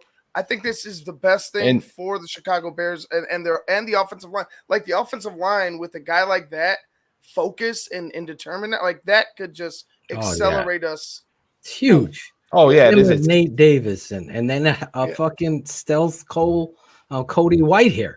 That interior now. It's never been a talent issue with Tevin. It's been the buy-in, and even more so than that. And he talked about this too, was him changing up his off-season approach that's going to help him stay healthy. And so that probably to me was saying he was taking things a little bit more serious, during the off-season. Buying into his, reshaping his body and things like that, because he is on the cusp. If he goes out there and let's say he plays all 17 games at a Pro Bowl or an elite level, he's gonna get fucking paid. Hell yeah. He needs to stay healthy. And number one right there. Ivan's Yeah. 100% right. And that's my mantra. You do what's best for the team. So listen, there was no doubting who was the best lineman in my mind. Again, that gave me pause about Semo. What didn't give me pause was the fact that Semo called him he said 5 minutes after Nate Davis was signed. Semo got on the phone with Tevin and told him he was moving to left guard. That is what a coach should do. There's got to be transparency. You don't wait till mini camp. Hey, we're going to move you to left guard. This guy's now embraced it. He's had his tear in his fucking Frosted Flakes that morning, and he got over it. Now you start practicing your pass set, your footwork on the left side. That's a good sign for Coach Semo and Tevin Jenkins and the Chicago Bears. That offensive line is so critical to their success this year, just like the defensive line. So you look at it beyond Cody Whitehair, who, I mean, in the grand scheme of things, that offensive line isn't old, or aged out by any means, but Darnell Wright is obviously young, rookie, 21 years old. Davis is 26. Cody is 30, 31 tops, right around there. Tevin Jenkins is 25 years old. And then Braxton Jones was a rookie last year. So they're young across the board, but you talk about it being a big year for Tevin Jenkins. It's an equally big year for Braxton Jones to take the next step, because, and we talked about it last week a little bit, Phil, you and I have talked about it privately, is take the quarterback out of it. Because I believe that Justin Fields is going to be here long term. I think he's going to take the jump and he's going to be the guy, but you still no matter what he does, let's just say he has a good year and they are going to invest in Justin Fields moving forward, they still have those 2 first-round draft picks. Oh yeah. And if you look at the 2024 class, I mean, you have an offensive tackle like Fashanu that's in there. It could easily be your escape clause for Braxton Jones if he doesn't step up. You know, you go out there and you get your left tackle or whatever. So it's a big deal it's a big year for a lot of guys. It's not just Justin, it's not just Braxton, it's not just Tevin. It's all of those guys. Yeah, that offensive line, our guy Dieter Eisland listen, these motherfuckers giving you stats of who's playing what and starting where. I'll tell you a quick story. Injuries happen quick. So do fucking guys getting their fucking face served to them on a drill. It's a big wake-up call. If someone goes out there, little known kid from Texas A&I at defensive tackle, and starts beating the shit out of Pro Bowl play, coaches have to take notice. Teammates take note. They know. So right now, Cody Whitehair could be the starting center in minicamp. But the pads go on, and Dieter Eisland takes Cody Whitehair and fucking throws his ass to the ground, takes the next guy, takes your fucking rookie from Florida, drives him into the fucking water machine, and the next guy, and all of a sudden, everyone's like, that's how stories are told and teams are built, because that's when you fucking start learning, Ted Phillips and Larry Mayer, that you throw the choir boy antics out and you find the players. I don't care if you drafted him or you found him as an undrafted or you inherited him from the previous GM. Win. That's what you do. Yeah. Winning cures everything. Everything. It cures it all. You win the locker room by playing the best. Eddie Jackson's a safety, right? He's watching these young bucks rush the passer. He knows who has it. It took me 4 minutes to see Jack Sanborn is a starting linebacker for you. It's like, what are you going to overlook this? You're going to keep putting Thomas out there as if he's playing better than this. Play the young kid. Just, it's performance over politics, Ben. Just tell him. We wear that with pride here. I lose sleep over it. Another network doesn't. Trust me. Give a fuck. Let's go out and have a few fucking cosmopolitans and talk about the fucking new Bears t-shirt for the fucking training camp. That ain't happening here.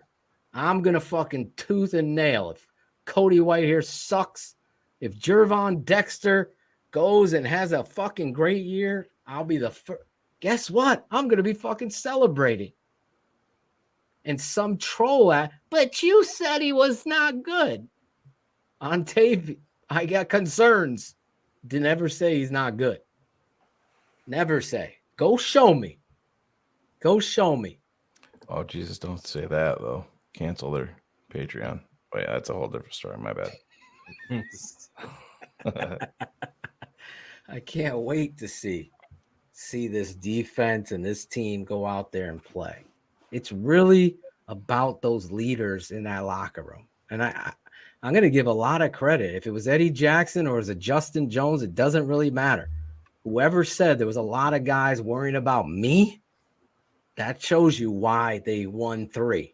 If you worry about me, you win 3. That's but it.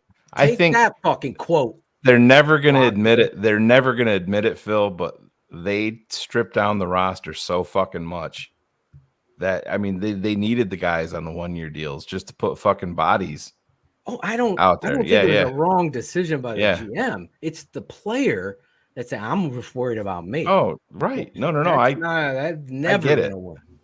That ain't going to win. Joe Thomas never had a future in Chicago. Matthew Adams never had a future beyond maybe a backup. But I mean, think about Jack Sanborn. And I know he's everybody's favorite linebacker, and I get it. I love Jack Sanborn too.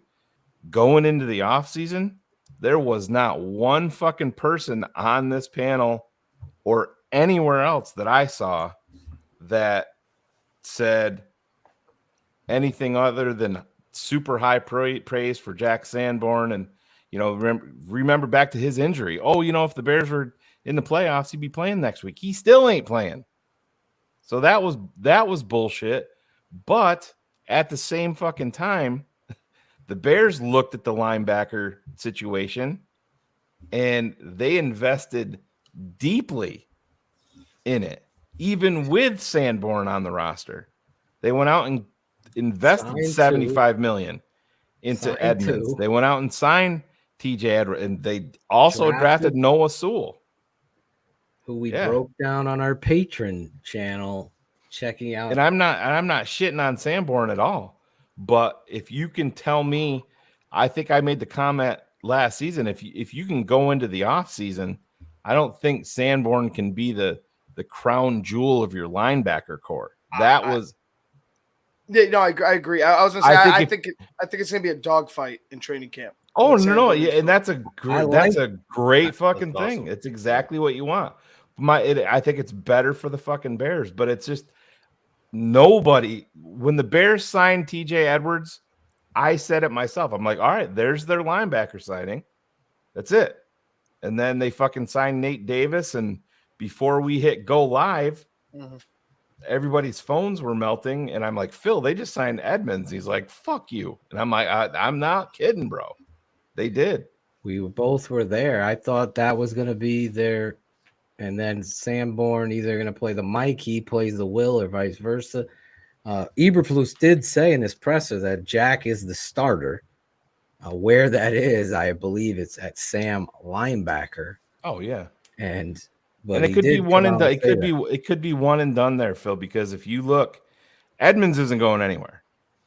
No, TJ Edwards, Mike linebacker. TJ Edwards. If you look at his structure of his contract, it's a 3-year deal for like $18 million.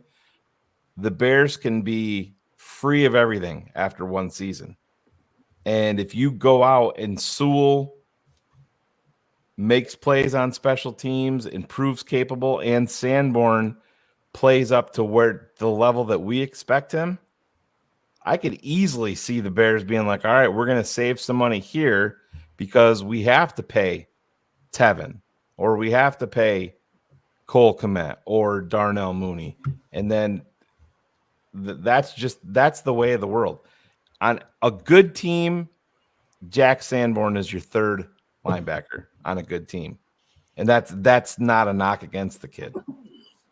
That just means that you're doing things right in my book. I honestly can't even put a ceiling on Sanborn. That's how I'm so disappointed that he got hurt, because I wanted to see. It had to be pretty fucking serious. Exactly. I wanted to see how. Well, I know he'll be ready for camp, he said, I believe. So yeah, but I'm just going back to them saying that, if had it been, playoffs or anything like that, he wouldn't have played. Yeah, I think Sanborn, there's no denying the instincts and the trait and the physicality. And you can't coach some of that stuff, and he has it. So he's going to have a say in this and where he plays. Totally agree. But it's not a bad thing to have. Competition and depth are critical. And special teams. We don't have special teams anymore. So. He was the replacement at Wisconsin for TJ Edwards. Right. So that they have that bond there. TJ Edwards wore the same number that Sanborn wore, and I mean TJ Edwards ended up changing his number. So what was wasn't he dating some Hollywood star? No, that was all bullshit. That was your boy. Who? I thought it was one of the players. Jacob Infante sent out a bullshit tweet that got a lot of traction, saying that he was dating Taylor Swift. Oh my God, Jacob! Wow, that's what he does. An analyst. That's what he does, though. It's analyst. Anal cyst. It's more. Oh my God. But Sanborn gets me excited. Eddie Jackson getting me excited. Brisker out there. I've seen this comp for I think he's more explosive and athletic than Hunter Hillenmeyer. I think he's Oh, way more physical than Hunter Hillenmeyer too. Mm-hmm. It's like a great problem to have. I When think you he's like the watch dude from tape. Dallas. What's that guy's name? From Dallas. That's good. The linebacker there. Oh, Van Der Esch? Yeah. Vander. He He does reminds me of remind him. me of an older Dallas Cowboy. Oh, What was his name? it was Jesus something with a Christ. ski at the end, right? I just had it in my head. He just puts his face in there.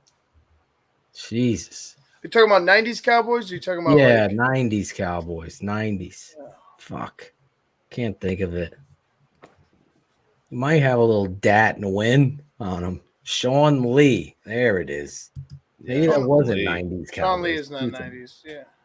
Sean Lee. That's a good. Sean Lee couldn't stay healthy. Or Stefanski. Who? Skoronsky? Are you thinking of Dexter Coakley? No. No. Dexter Cope. Bill Romanowski from Connecticut. Romanowski. From Connecticut. That was a bad man right that there. dude spit in T.O.'s face. He was a bad man. Pinching people under the pile. Sticking the middle finger up at the fucking Packer fans. I don't mind that. Right? Who would? Yeah, there Who was would? I guess Larry Mayer. Larry Mayer would, exactly. There was a Mark Stefanski. Mark Stefanski. Back in the I day don't for think the it was him Cowboys. because I can't even remember him, to be honest. 95 to 98. Oh, for the Nope.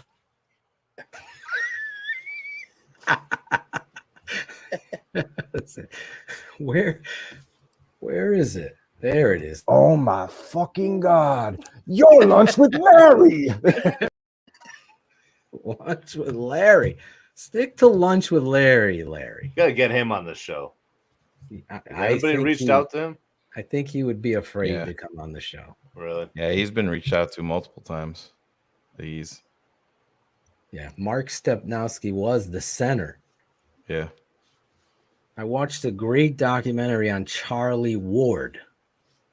Charlie Ward. What a fucking story that kid has. Jesus. The New York Nick. Drafted in the second round. Crazy story there. How many rounds are in the NBA draft, Phil? 2, right? Look at you. Hey. I got it right. Yeah, because I remember BJ Armstrong went in the second round, right? No.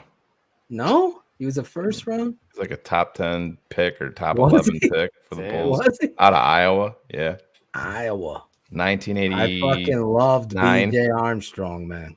89, I think BJ was drafted. I That think he bounce went. pass Did he go like across 11th full court. overall? Did he? Oh, yeah. 18th pick. Look at Anthony Gordon. Oh, he was 8. Guy. BJ was 18th? I thought he was higher than that. 1989. Zach Thomas is a good Yeah. Hall of That's a great Famer, comp. Zach Thomas. That's a great comp. I don't That's think he's Zach Thomas. That's who he reminds. I I don't think he's Zach Instinctively Thomas. You don't think? goes to the area. I don't know. I like it. I like BJ. his closing. I like the way he closes on the ball carrier, and I like the way he finishes his tackles. Like when he wraps you up, he holds on and he's not letting go. He throws people. Logan down. just texted me. He said his comp is Dick Butkus. Yeah. Yeah. I think Zach Thomas is a good. That's who we remind. Like that instinct. I know Zach Thomas was like 5'10" or 11. I stood next to him, but let me tell you, he was fucking. He might have been 5'10" or 11, but width wise, he was like 4 feet wide going this way. It's just so slick and skinny in a hole. Yeah. I don't know about that, but he was he looked like a bowling ball just standing there like a fucking boulder.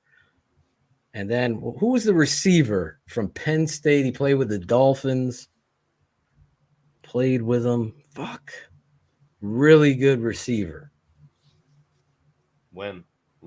Back in the when was the 90s, 80s, when Zach Thomas was there. OJ McDuffie. OJ McDuffie. Oh, no. So OJ McDuffie and Zach Thomas pushed the couches in this, what do we call it, Claudia? This in the hotel. Yeah, the in hospitality like suite. Hospitality suite. They pushed the couches out, and now they're going to challenge each other one-on-one in front of us. And all OJ McDuffie gives him a juke and burns him one time and starts talking so much shit. Zach goes, okay, one more fucking time. And I'm like, oh my God. His face is red. He's got no fucking neck what to speak of. When I say he lifted OJ McDuffie and fucking launched him up to the ceiling, like boom. I mean, this motherfucker flew up in the air, came down, straight down. He's like, he tried to make it into a dance when he came down to set it up because everyone was like, holy shit. And Zach, that was the end of that. That was the end of that. All the people were like, Jesus, Zach Thomas. Anyway, that was my Zach Thomas story. What is this? Sanborn comp was Monty Rice, who I have no idea who Monty Rice is. Monty Rice. Do you? No clue. Never heard of him. I'm excited. I'm sure Larry Borum hates him too. Do you want to do a little tape breakdown now? Yeah. Okay. We're gonna give you a little taste right now tonight. Obviously, you patrons, we're gonna do a little more in-depth. I think I have over 20 minutes of tape. We're only gonna do 2 or 3 of the rookie defensive tackle out of Kennesaw State University. Travis Bell appeared on our show here. Where's our? Nope. Why do I have to produce Ivan? Ivan left. So there he is, right there. I already circled him because let me just tell you, Kennesaw State's uniform numbers are very hard to read. Yeah. I had to do some arrows and stuff. You're like scratching your eyes. Oh my God. I'm like, bro, it's hard to see where this guy is. So obviously here playing the 3-tech, Shane. And just starting off, look at him inside and then coming back out, gets his helmet knocked off. This is the kind of personality you're going to get. So you could see he attacks and then he's going to loop out, came back inside only to go back outside and make the play there. You're going to see why this coaching staff and scouting department really love this football player. Oof. So obviously he's right here, or he's right here. Sorry. Yeah, he's in. Yeah. Nope, he's right here. I can't. Yeah. He's playing head up 5. Oh, fucking small, Travis. God damn, bro. Beats the guy inside. So if you're here, you watch him deliver the blow. You hear as a patron, my father talking about delivering the blow. Let me get my glasses on so I can see. So you're getting some actual game tape here. And you could see he's going to deliver the blow on 69, try to down block him. You see how he gets his pads underneath. The guy's got his arm around his neck. And you're going to see him fight through with his left arm, push through. He's already in the backfield and drops the running back for a loss. Important too, Phil. You know, the night that we had him on, you know, he had opportunities to go to bigger programs after they saw him, and he did not go because he wanted to stay true and committed to his school that committed to him. So this isn't just a guy that, you know, the Bears discovered. Other, you know, big time collegiate football teams, hint, one in Alabama, knew very well who this kid was. Exactly. And I have tape, and again, we're only gonna do a little bit of it tonight because I wanted Shane and I want you that have been on the fence. I know there's been 2 of you tonight, like just from the show, like, fuck, I'm signing up. Because you're not going to get the truthful analysis until you see this kind of stuff. Anybody could do highlight films or try to steal our tape and then talk over it or whatever. And that's fine. If you like that kind of shit, then shame on you. For me, I like the truth. Here's a double. Now, when you're scouting, you want to make sure, obviously, this is a smaller school Travis Bell is playing. Here's Eastern Kentucky that he's playing against, right? So you're projecting. But what you can't overlook is tenacity, motor, toughness, hand placement. Is he finishing? Is he dominant? Look at him get through the double team here. He gets skinny between this. And what have you noticed, Phil, when we're looking at him on tape? You never see him stop. Right, but he's so undersized for the position, even at this level. Right. He's his quads, obscured by the offensive lineman. His quads. Oh, yeah. And his lower body strength and power. What does that all equal? Explosion. Exactly what you want. 7th round pick. Bob. I know Bob doesn't know who this is. Travis Bell. My boy. Travis Bell. So 7th round pick, small school. Does he have traits? I comped him to John Randall. I did send him John Randall's story after the show because I wanted him to see. I know John Randall was a thorn in our side, but look at him here playing and coming inside. Watch the quickness with which he's throwing that hand. See it? Now this guard and tackle are turning out. The center should be over here, Mustafa. But he's not. He's late, right? You got to finish. He gets there, gets a shot on the quarterback, and it's incomplete. Here, we're going to go on a stunt. Now, on this stunt, he's going to come here. He's going to go there. He's a little high. Okay, see? But he's, to what Shane is saying, he's standing up, but look at his shoulder pad. So he's able to get into a running back, throw him, and sack the quarterback. Look. It doesn't even phase him. This back steps up right here. It's waiting for him. Boom. Finish. Throw. Throw him down. Watch it again. Coming around. Deliver. Like nothing phases. This guy is. I talked about Zach Thomas being short and wide. This kid gets after it. And fast forward a little bit. I'll show you a little bit of the Georgia Tech game. He's playing against Georgia Tech coming up here. Oh, I got it.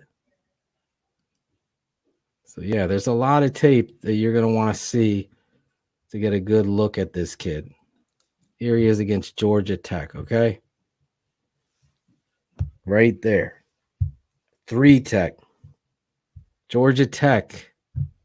ACC. Deliver the blow.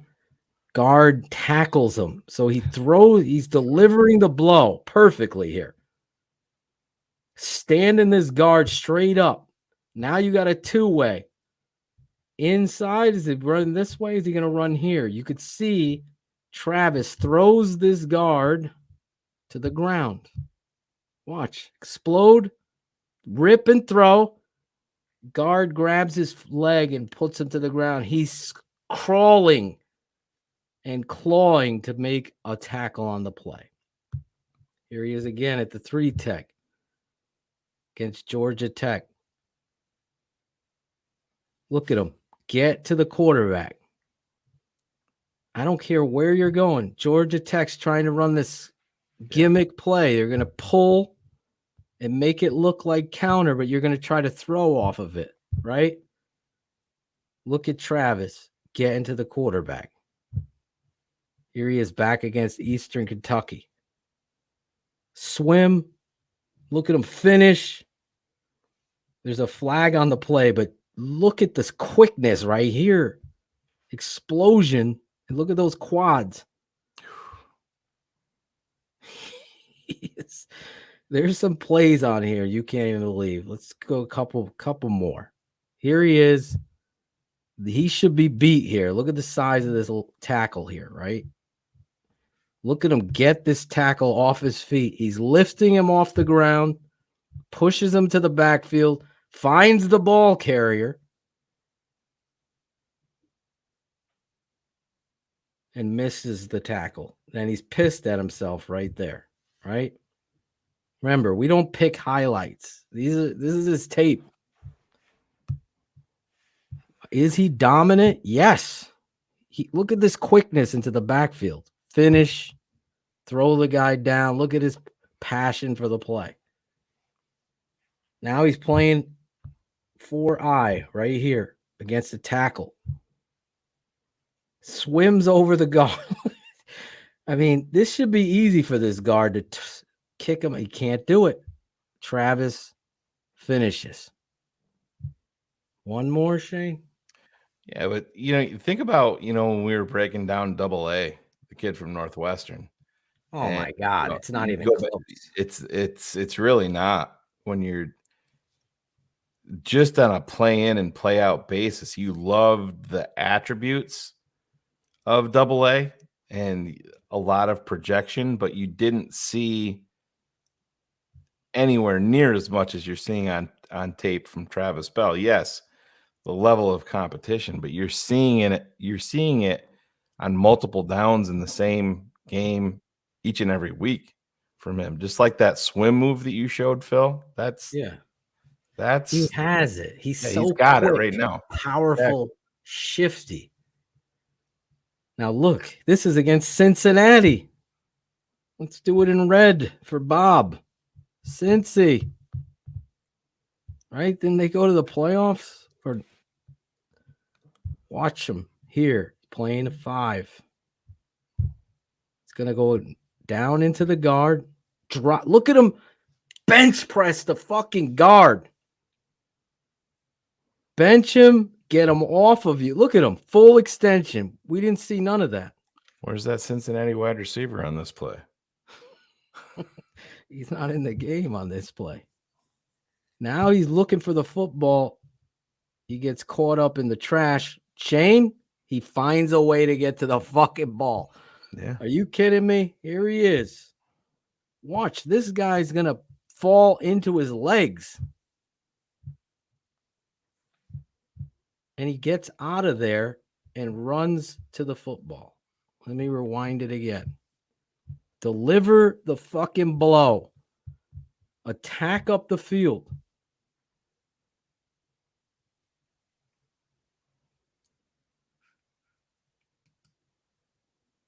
Gets knocked. Collides into this. Look at, he's got this guy completely dead to rights. He can't get in that gap. Finds the football and finishes. If he doesn't hustle there, it's 1-on-1 with 21. Yep. And that's the kind of shit you get out of this kid. Look at the hustle here. Yeah. Again, against Cincinnati. Here he is playing 5, rushes the guard, doesn't give up on a play. You like that? I think Angelo Blackson's making that play. Fuck no. Anyway, there was one play I wanted everyone to see where they're pulling. It's so funny. He's so physical. I don't know where it is. Oh, here it is. Look at this. Here we go. Last play. This is what we do. You're going to get 25 minutes. I'm trying to get former Bear Chris Zorich to jump on with me and my dad and break down Travis. Be a lot of fun. Here's the play, okay? They're trying to run a toss. So you already could see, okay? He's got this guy up in the air.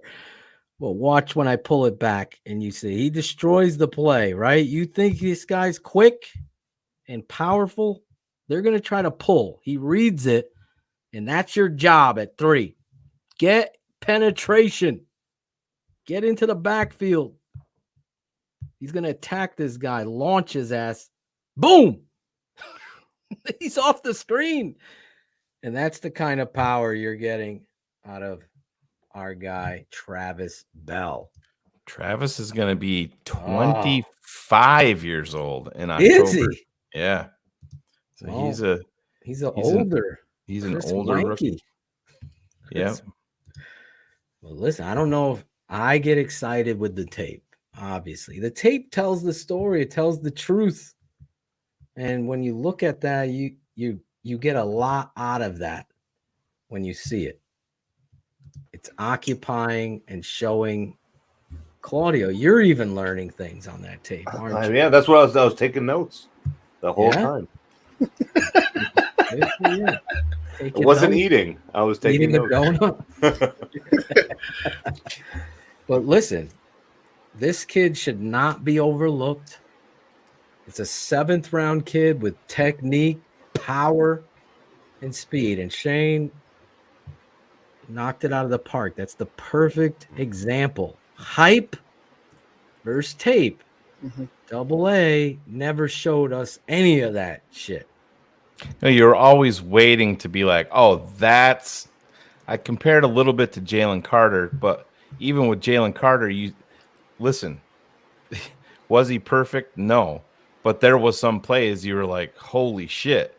But then you might wait 6 quarters before you saw it again. And to me, that's a fucking problem. That's a red flag for me. With Double A, you saw the athlete, his RAS score, his athletic numbers.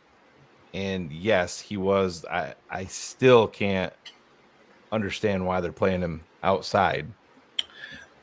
That was my issue. That was my whole issue, Shane. Yeah. Like that's why I didn't like it. It's like I didn't believe that they were gonna move someone like him because of those physical attributes, and because some coach is gonna wanna, and somebody probably could, somebody might be able to mold them into what they want to be, but I just don't see it, and I could see somebody going after it, saying I could do that. I could go ahead and turn him into this. The Northwestern defensive lineman AA who went, I believe he went in the 4th or 5th round, right? Yeah, 4th. People were hyping him to be a 1st round pick, projecting us. Why aren't you taking him at 9? Like, because we watched his tape and every patron knew where we were on the Northwestern boys. Fitzgerald himself said he played him outside because he was the only guy that he had that could set an edge. Is what Fitzgerald said, and I was like, maybe inside they might get something, and I want to step up that recruiting a bit. Holy shit! At the end of the day, you're not Georgia or Alabama or Florida or a team like that. But come on, you're Northwestern. You better have a couple of guys that can set a fucking edge where you don't have to play all this those kid fucking outside. Kids in Chicago, hopefully that new stadium brings them in. Jesus. Yeah, I think I answered this. You have to see dominance when you're looking at smaller school players. How do they play in the games? This kid's base and his ability to explode and hand fight, his technique. But all I'm saying is become a patron. The tapeneverlies.com. There's another 19 minutes of tape that you're going to see, and I'm looking for bad things to show you, and I showed you one where he made a great play and didn't finish. But I'm telling you, the hustle motor on this kid is unstoppable. Like, he plays the game with violence it's his last, and he's got character. Play. If you didn't see you guys, exactly the guy's interview with him, go back and watch it. The guy has got the attitude, the character too to go with. Yeah, and Ryan Poles himself just away from the football field. He's like, I got him into Hallis Hall, and I didn't want him to leave. So that shows you that he's not just a football player and doing things on the field. He's impressing people away from the football field. And he was very impressed. Listen, we knew Travis had a lot going on the night that he was on with us. He showed up super late. He apologized, but at the same time, he's like, I got a flight in a couple hours, and he's never, heading to Chicago for the biggest day of his life. And it just, it said a lot about the kid. A lot of those guys would be like, fuck TTNL, you know what? I'm gonna go do this thing, and it's go back and I mean we can post. Larry didn't call us. Why are you keeping him up so late? Yeah. Hey, he honestly, I get more excited about him than I do Dexter. Now, Dexter is going to prove me wrong, but I see my guy. I see the perfect comp. John Randall is that comp. I know Travis is older, 25. I didn't know he's 25. I thought he'll be 25 on October 27th. Oh, so that's Adriana Fernicola's birthday. My daughter's birthday, yeah. Oh. Yeah, don't even. She'll be 21 too, so the fuck. Oh my god, how is she celebrating? She going to a concert? Her and her boyfriend will probably go do something. I don't know. Does he have a blue truck? Does he have a blue truck? Clip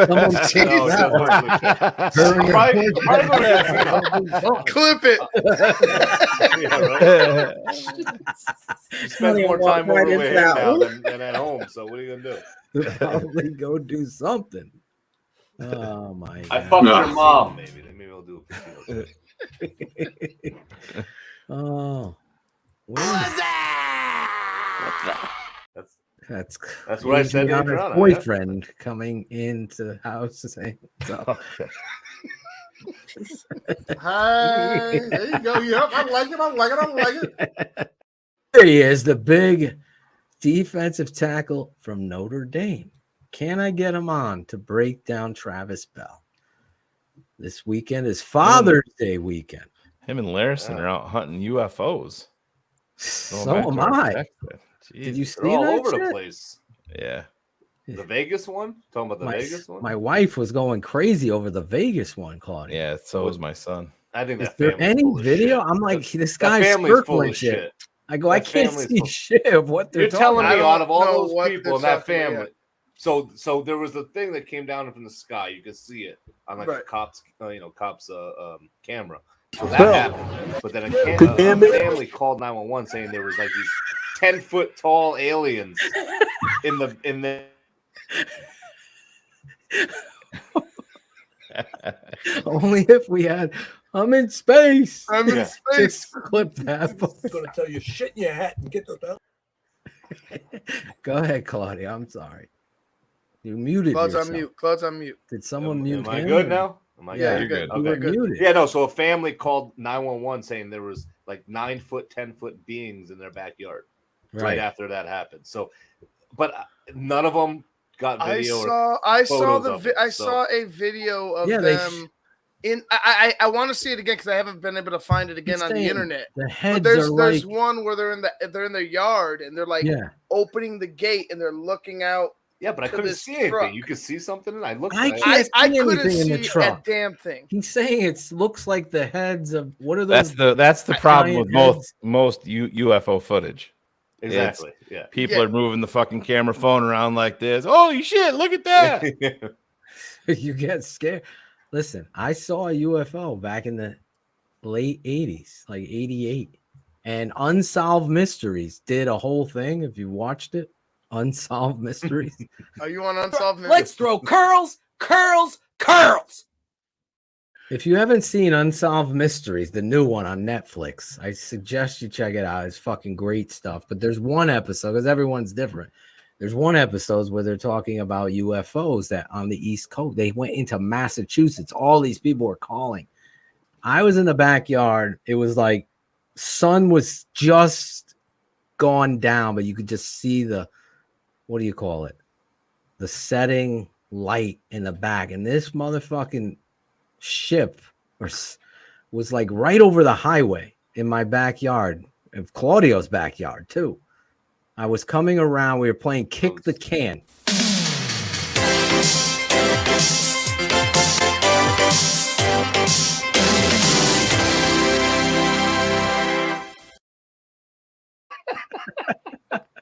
Classic Shane.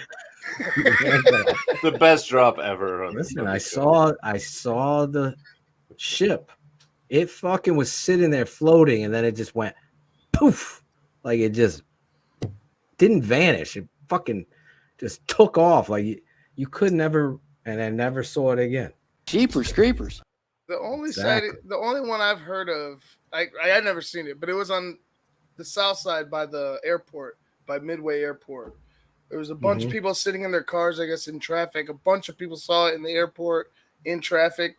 This thing came down, they flashed a bunch of lights and then just went right back up, but it left like a huge opening in the clouds, like a circular opening. Somebody got a picture of the opening, just not. It's always like right before and right after. Like, have you ever taken a picture of the moon with your iPhone? You like see the moon, it's giant. You're like, yes, let me get. Then you look at your phone, it looks like a piece of shit. It's like, it doesn't even capture what I just saw, right? So that kind of goes along with some of these people just get nervous. I saw something on a ship and they're filming, something comes up out of the water. Did you ever see that video? No. Well, Joe Rogan was talking about from Travis Bell to UFO. This is like Coast to Coast. Remember that the radio show Coast to Coast with George Norrie? You guys ever hear of that show? No. But we need people the in the chat music probably for it. have. Coast to Coast. It was a great You have show, any and they would music always for talk about. They would always talk about crazy shit like this. Crazy shit. Coast to Coast. It's a great show. This isn't a Look good. it up. We need good music for that.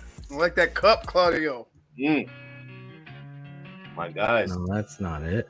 They are. That's not it. Mild sauce. Mild sauce. Coast to Coast with Claudio Fernicola here on TTNL's Conspiracy Night with the barber, Claudio. The UFO in your backyard. You don't believe in UFOs? See, there we Claudio? go. I'm waiting. See, there we go. Coast to Coast is great. See? Claudio, do you believe? Are you a I believer? believe. I do believe. I believe most people that say they see UFOs are full of shit. But I do Oh, so believe I'm full of alien. shit. No, not you. Most.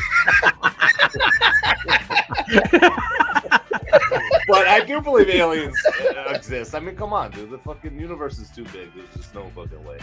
I mean, a law of Are probability. you a is just not believer, Ivan? I believe somebody created something that is moving around very, very fast and fucking with people. I don't know. I don't know if it's aliens or not, man. I don't know. I think there's a lot of tech out there that we don't know about.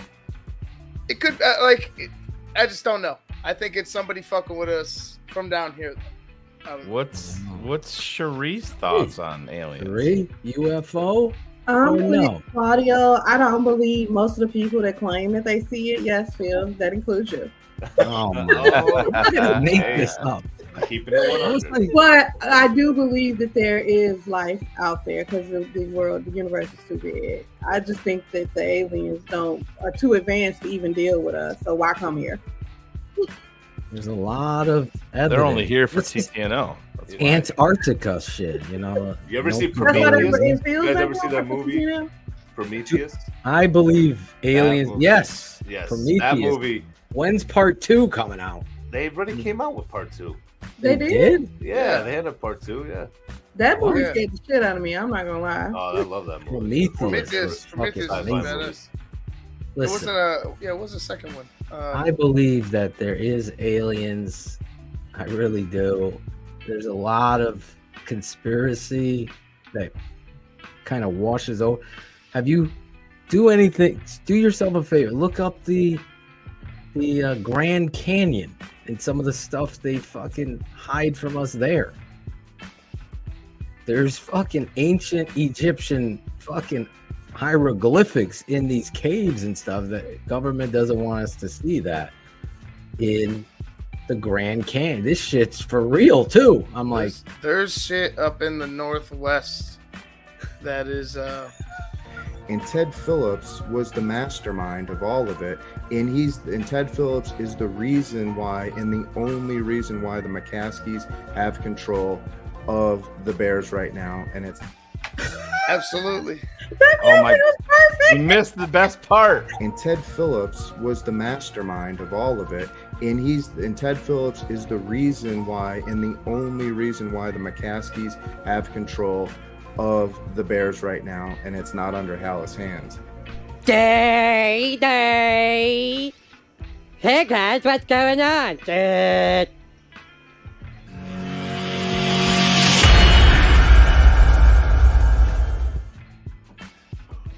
Jesus. Who thought that up? God. That was Oh boy. fucking.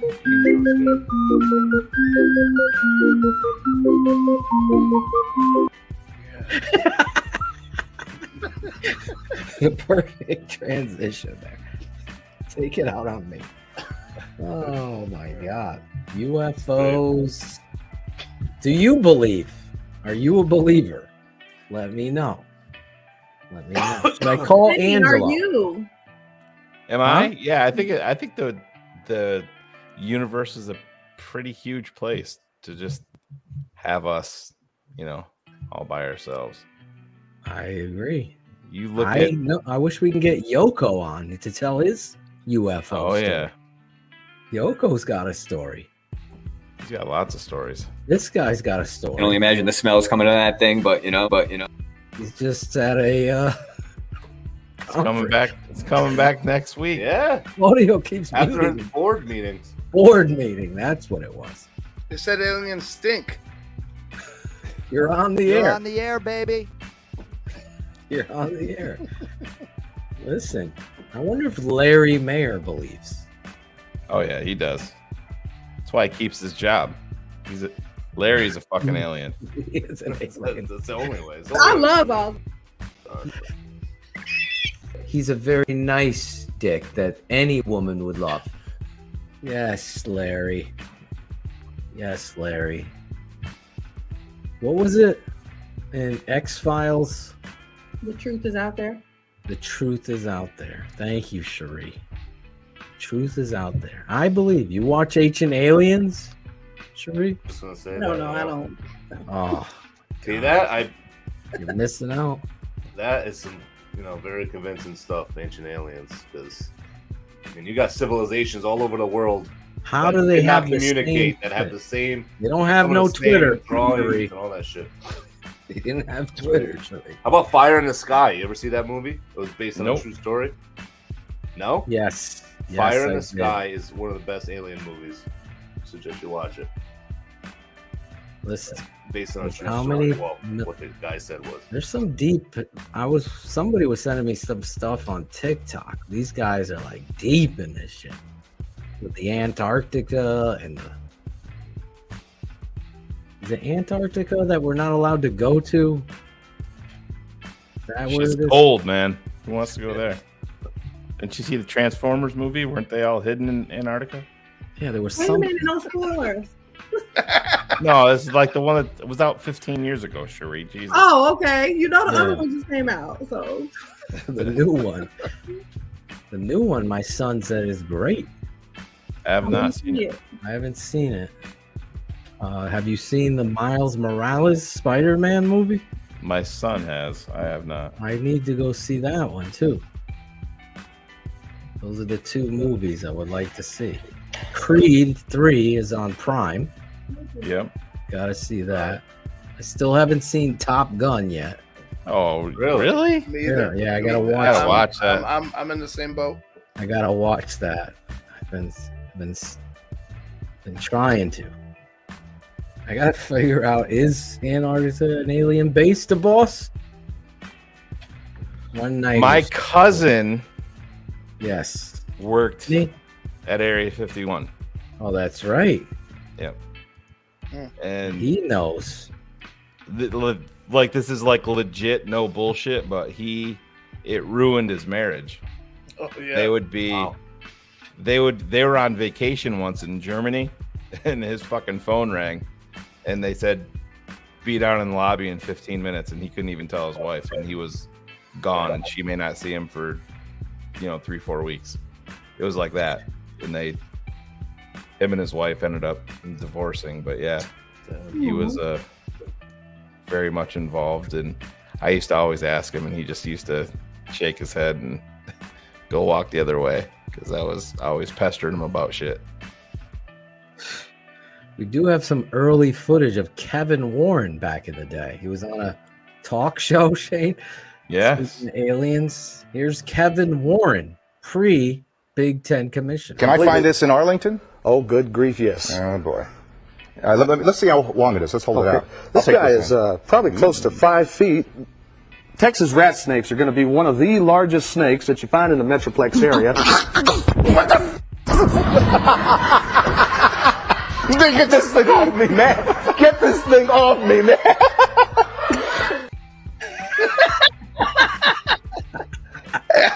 I thought he was dead serious. I was like, Oh, it's just so funny. Oh man, that fucking video is just hilarious. I never saw that before. I'm you afraid hadn't? of snakes. I am deathly afraid of snakes. Yeah, I'm not a fan of snakes. I either. fucking act just like Kevin Warren there. I fucking run for the. If I see a snake, I kill it. My wife gets upset. I'm like, Hey. I feel like karma will come back to me if I let it live. You'll kill a snake, but you won't kill a bear? No, hell no. Is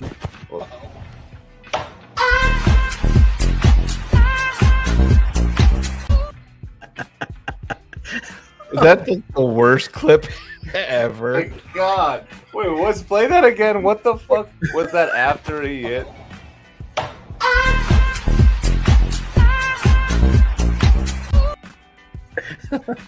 Oh shit. Oh, we're having fun here. Internet. Phil always hates those videos. I don't even send him. open shit when Shane says it because I'm like, here we go. Broken leg video. The one that gave me nightmares, even now, just thinking about it gives me cringes through my spine. What about this? 3, 2, 1, go.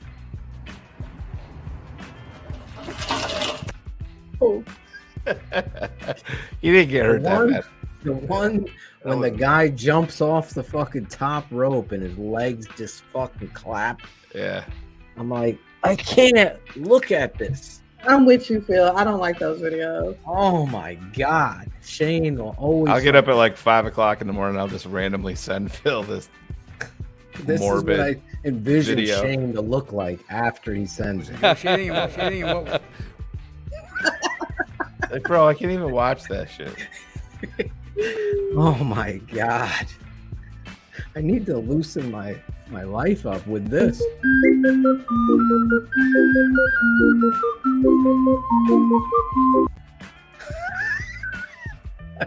music makes it so much worse. The music is so great in that. Oh my God. Oh, it's the best part. Yeah. So great. My Hofstra track and field days. Oh boy. If you're just tuning in, we're at a good night of talk. It started with this. How different is it going to be now that Aaron Rodgers is somewhere else? I wish he played one more year with Green Bay. Honestly, we went up there and we played a pretty good game, you know. But they got away from us at the end, obviously, and they won. But their fans are really shitty. So, yeah, I wanted to go back up there and I wanted to play him and I wanted to beat them and I wanted him to be there so you can see it. But the fact, I think that is great for the Bears and motivating them.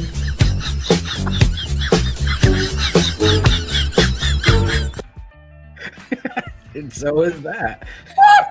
Cars! I missed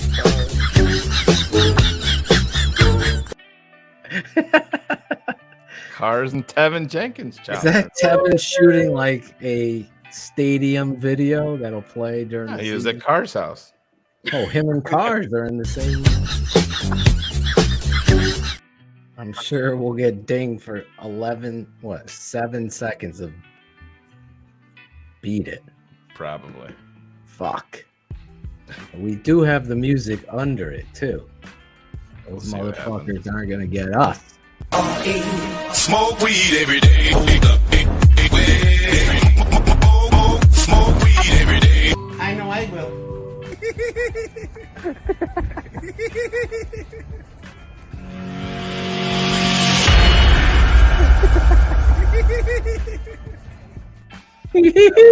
That laugh.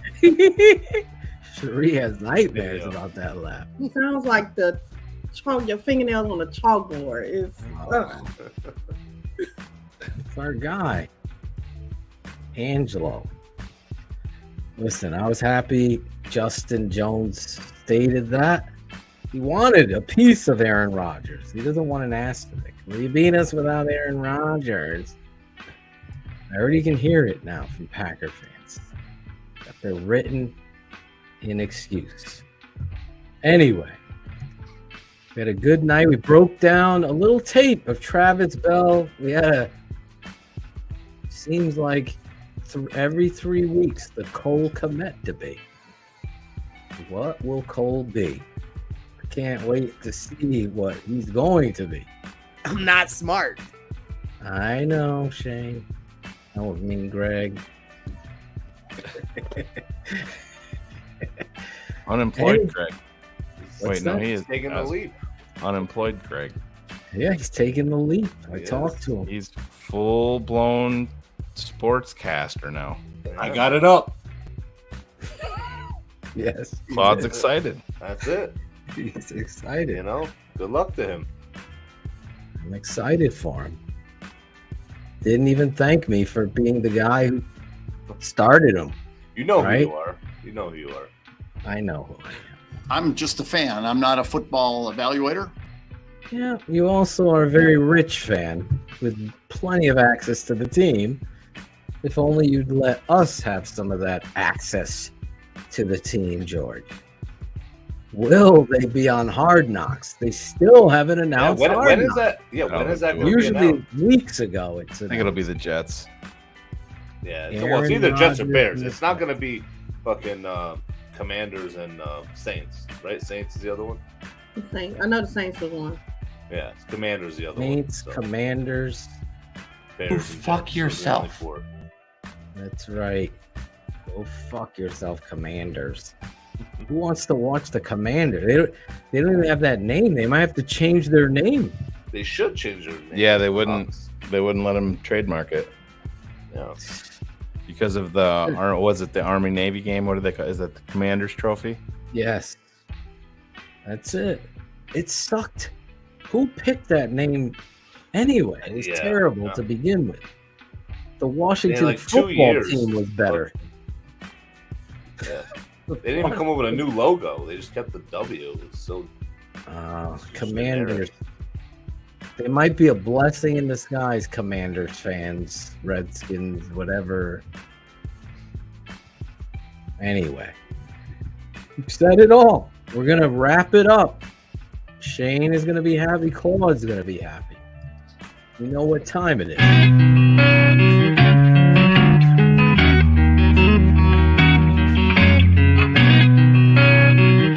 Shout out Tape Never Lies. Shout out. I know you hear me, baby. Shout out. I know you see me, baby. Shout out. We gotta holler at you. Keep it 100 crew. Gotta show love too. Shout out. I know you hear me, baby. Shout out. I know you see me, baby. Shout out. We gotta holler at you. Keep it 100 crew. Gotta show love too. From the fans in the stands to the follows on the gram. Thanks for your support, showing love in the DM. We stay Spencer strong, fight together till the end. Now it's time to shout out worldwide friends and fam. Like the network that keeps it real, 100 crew. So many in the world that I gotta show love to. For some this part, single show is at its end. But for me it's so important to thank the charter members and the fans. Built the network, speak the truth through the tape. Never run around the truth, no narratives we create. Set them straight, no bubble screen on 4th and 8. Audio Jane getting nervous cause keeping them up too late. That's it, no more to say that get the shot of vital. But hurry up cause the postman's getting homicidal. Shout out. I know you hear me, baby. Shout out. I know you see me, baby. Shout out. We gotta holler holler at you. Keep it 100 crew, gotta show love too. Shout out, I know you hear me, baby. Shout out, I know you see me, baby. Shout out, we gotta holler at you. Keep it 100 crew, gotta show love too. The network that keeps it real. Yes. There.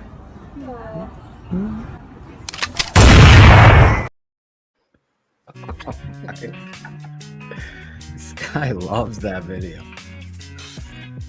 There we are. Organized like a deck of cards. It felt like we were playing solitaire for a second there. Do it again. Whoop. Just jumped. Whoop. Whoop. There you go. Ivan Vargas. Oh, I'm leading off? Oh, awesome. Yes, tonight you're going to lead it off because Cherie does not look like she's Jack Sanborn ready to tackle somebody.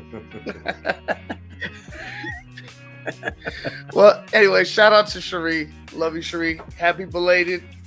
Hope you had a great one. Shout out to you guys. Shout out to Claudio. Welcome back. Shout out to the fans out here.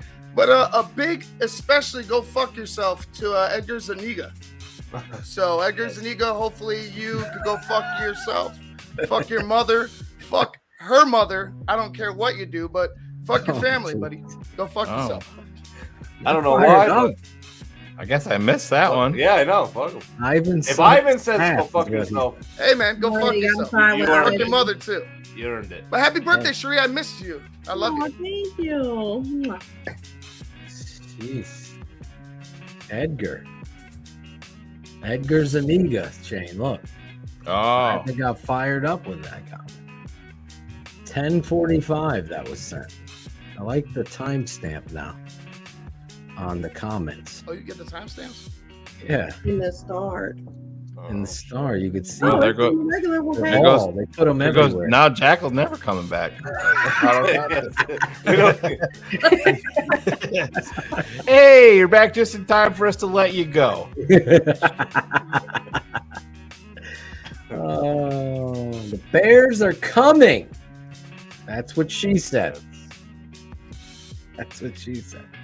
Claudio the Barber is back. Coming on the plane after Dallas, Shane. So mad. Coming on the plane. Never worn a hat on the show in a while since the draft. Yeah. So I'll do a shout out also. Yes. Cherie, happy belated.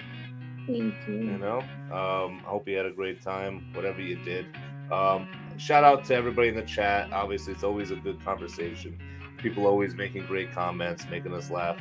And happy Father's Day to everybody. Yes. How about that? I mean, I know Mother's Day is always like the big thing, and Father's Day is like, oh yeah, it's Father's Day. You know what? We deserve just as much attention, I believe. God damn right. Oh, this is Right. Claudio the Barber. Right. Yo, this is Claudio the Barber. Yo, this is Claudio the Barber. Yo, this is Claudio the Barber. Yo, this is Claudio the Barber. Yo, this is Claudio the Barber. Oh, this is Claudio the Barber. This is Claudio the Barber, and this is Shy City Sports, keeping it 100. Listen, it's Jesper Horsted's world, and we're just all living in it. Oh, this is Claudio the Barber, and this is Shy City Sports, keeping it 100. I see you, Sherry. I see you. This is Michael the fucking killer right here. All right? Never mind. Take him off. I can't even understand him because of the mask. It's done. Take it off.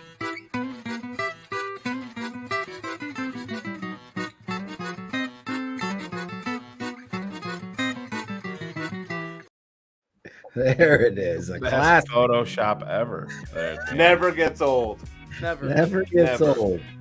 So yeah, happy Father's Day. I don't know what you guys are doing. I got a surprise, I guess, this Sunday. I don't know what's going on, but what You'll about be a you granddad. guys? No, I'm joking. Oh, oh yeah. No, not yet. Not yet. Edgar.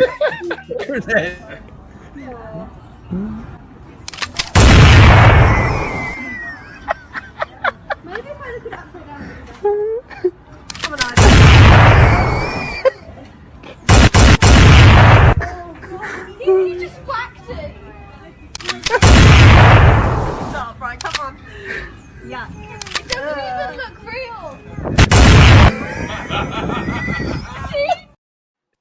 Surprise! I just heard her comment saying it don't look real. I know. I never heard that before. It doesn't even look real. That's fucking great. I'm fucking crying over here.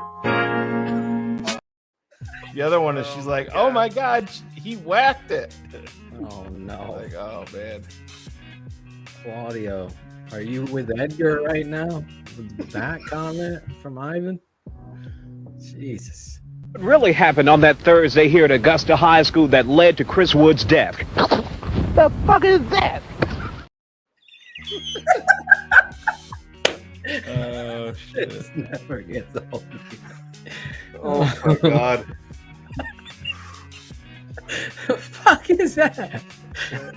Country fucking ass down. So great. Oh my God. Anyway, Cherie, Lady Bear, birthday girl. I do have a couple. So thank you all for showing me love on my birthday.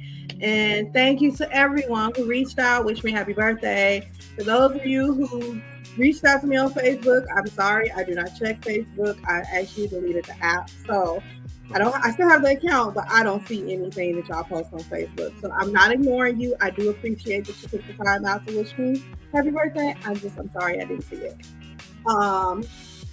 In other birthday news, my mom's birthday is Friday. Oh. So shout out to her, wishing her happy birthday, and I know she'll hear me. And she also fill out for her birthday. She keeps peeking her. She kept peeking her head in here to make sure I tell you all this.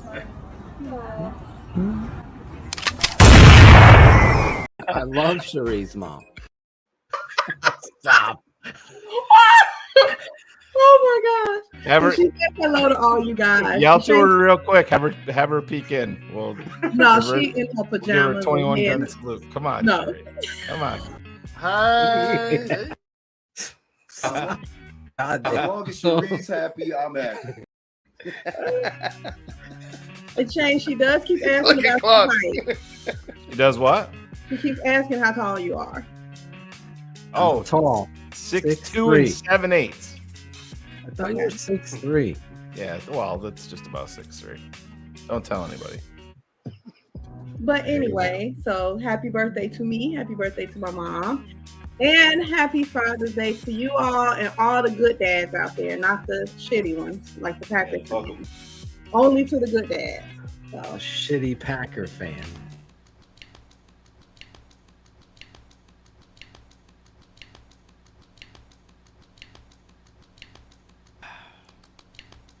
Oh, that is just. Jesus Christ. The best.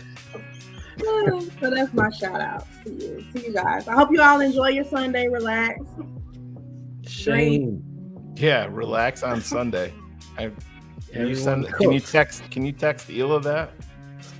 Relax on Sunday. I come pick up Emmy. I'll let you take her. Door's open. I got it up. Claude's gonna be a grandpa. That's great. Awesome. Hopefully it's a boy. I can finally have a fucking Then let me boy. do what I hired to do. Would you name him Angelo? You wouldn't get a choice in the name. Oh my God. They're not gonna get. Claude, you're on mute. You're on mute, Claude. This guy's mute. Yeah, I don't get to name him. They'll name him, but maybe they'll name him Claudio. no, Gianni. That was if I had a boy, it would Gianni. be named Gianni. I like that name. Gianni. That's Gianni. John in Italian, right? Yeah, I think so. I don't know. Gianni. You didn't sound too sure. Gianni. Gianni, get it? Johnny. That's all I got for tonight. Put him in a body bag, Gianni. The Italian Karate Kid. Put him in a bag, Gianni. He didn't do the fucking crane. He did the fucking wooden spoon. The crane technique. Shane, you got some shout outs. Not really. Nothing? No. I told Cherie happy birthday. The post Very early in the office? day, by None the way. of them? Yes, I was still asleep. Yeah. I asked her a few hours later if she was drunk yet, and she was not, but she was working on it. So, no, shout out to all you guys, all the good dads out there. You know, I agree with Claude. I think sometimes we get a little bit overlooked on a day like Father's Day. So I agree. We matter too. Exactly. Good dads matter too. Yeah. That is a phrase here in Connecticut. Dads matter. There's a movement, Shane. Yeah. I'm not talking about your monkey, which I have to.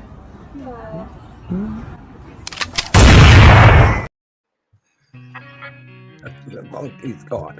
I have to put this up. Hold on. My shout out. Not prepared. I love Cherie's mom. There you go. Where is it? There it is.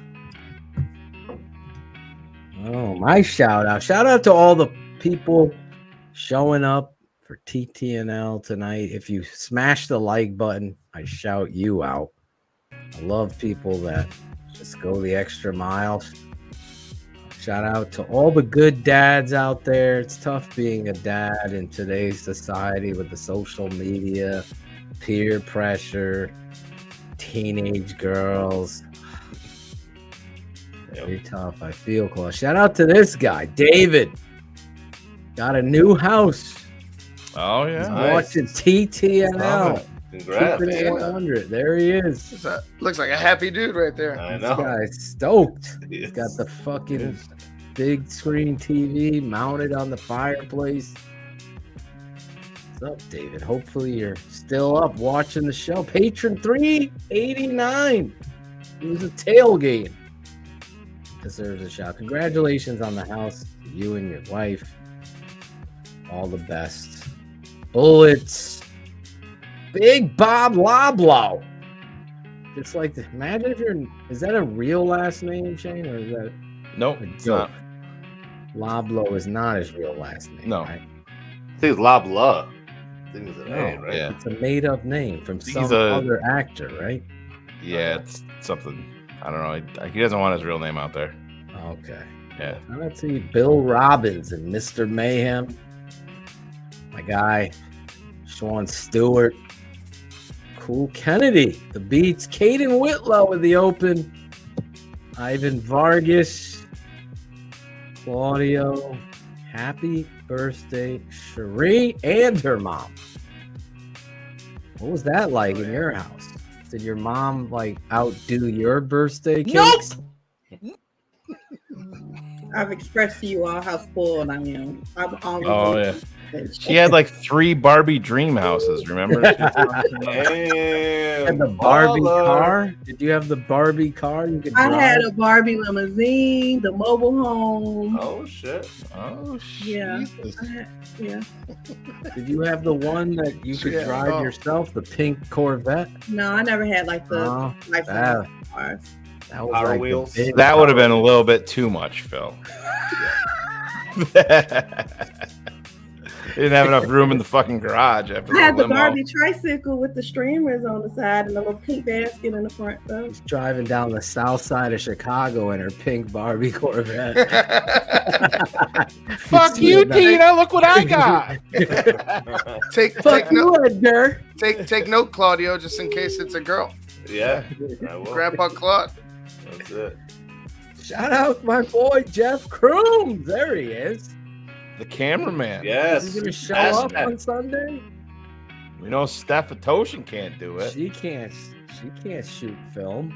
We need Uncle Jeff Crooms. Crooms. The Uncle hashtag. Claudio, you gonna come hashtag out? God. Are you Jeffrey gonna come out Crooms. to the game, Claudio? Bears If you'd versus let me know Giants. when they are, I don't know when they are. I don't have the schedule. 9 Yeah, o'clock on Sunday every Oh, week. there you go. I 9 can to make 10. some. Yeah, let me know what There's only days. 2 weeks left. The 2 Bears are weeks. undefeated. They're doing it this Sunday on Father's Yes. Day. On Father's Day, yes. See, that's what's when my daughters played soccer. They never had games on Mother's Day. They But canceled, then on right? Father's Day, they got games. There you go. There's the disrespect right there. See that? There it is. Unless that dragon was fucking a goat. I thought he was gonna make it tonight. I know. I thought Nobody called him. I was excited. He's making maple Chicken. steak Yeah, steak. with rice and mashed potatoes. Milk steak. Yeah, we need a.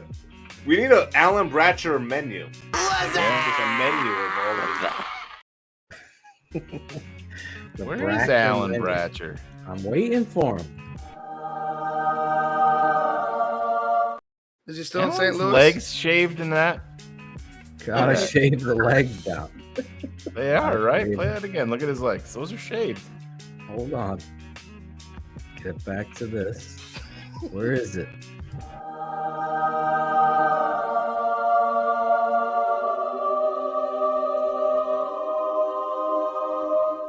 There is a glistening. They look like some bare legs. Yeah, There's dude. the I mean, shine coming on. I don't know if it's the. What is that? It's probably so busy in St. Louis with everything to do there. The fucking hair fell off his legs. Those could be alien legs as well. I don't know. Alien legs. Oh, we did it all. We said it all. We'll be back next week. Talk more Bears. Will we have a guest? I don't know. I think we're gonna bring on a fan.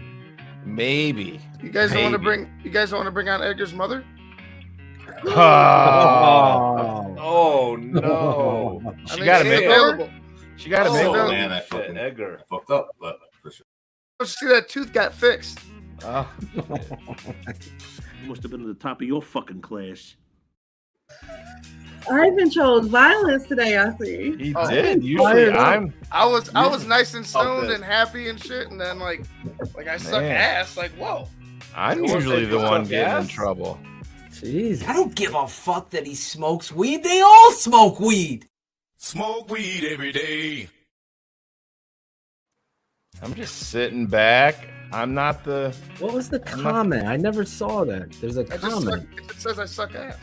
No, really, not his comment. In that drop, AJ They said that I can stream it all day or something. I know which comment you're talking about. I can stream. I never saw all it. day. Oh, good job, AJ. AJ deserves a shout out. Phil, what did you get Coach O for Father's Day? I currently have nothing for him right now. So man, I fucked up, but for sure. Okay. I fucked up. I'm sure my wife and I are gonna grab him something. A pizza?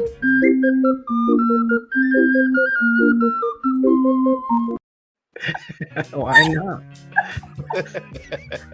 Get him a pizza. Shit. Oh boy. And all you fathers, have a great Father's Day. Hopefully the flag football Bears, Chicago Bears, will be victorious on Father's Day.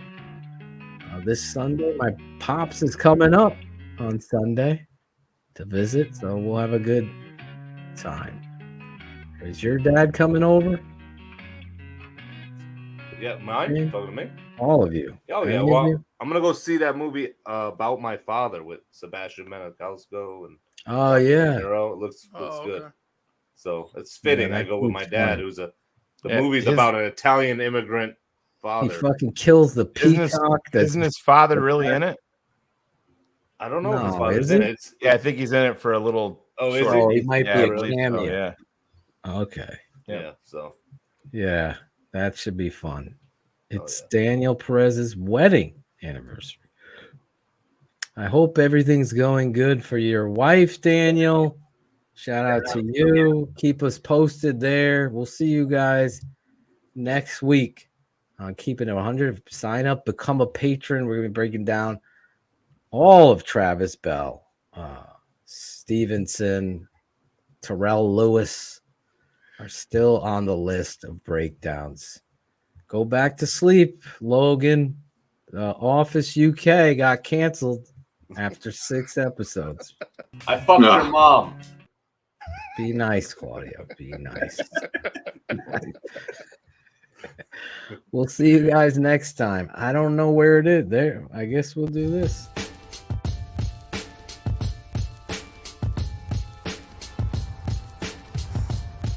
The tape never lies. Hey, fuckers. This is Brian Erlacher, and I'm keeping it 100 on the Tape Never Lies Network. The tape never lies. TTNL, the tape never lies. Tape never lies. Are you friends with Adam Rank? I am. Come on. Phil, could you hear me? You guys know the tape never lies. Give me some name. Come on, Shane. Tape Never Lies Network, baby. Tape Never Lies Network, baby. Tune in. I'm a born American boy, born in this land. I tell you what, man. Tristan Abner, I tell you what, man. You'd be better in the open field. That's all I said. Brenton Gill's the fucking new punt god. I fucking love it. I love it. I grew a goatee because the only way people knew that I had actually gone through puberty is his hair either had to be here or here, and that was it. These guys will tell you the best abilities is availability. Best ability isn't availability. It's accountability. You fucking nerd fucks. There you go. Yep, I'm liking it. Fuck yourself. Blame it on the bubble wrap.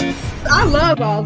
Jim Larison is faster coming out of the end zone than I see Ebner. It's pretty true. I mean, that's true. The tape never lies. Yeah, exactly. Who's gonna rise up? Jeepers creepers. I'm good. I'm feeling good about this week, man. I'm excited. Yeah! And when we go, I love all. That's gonna get old.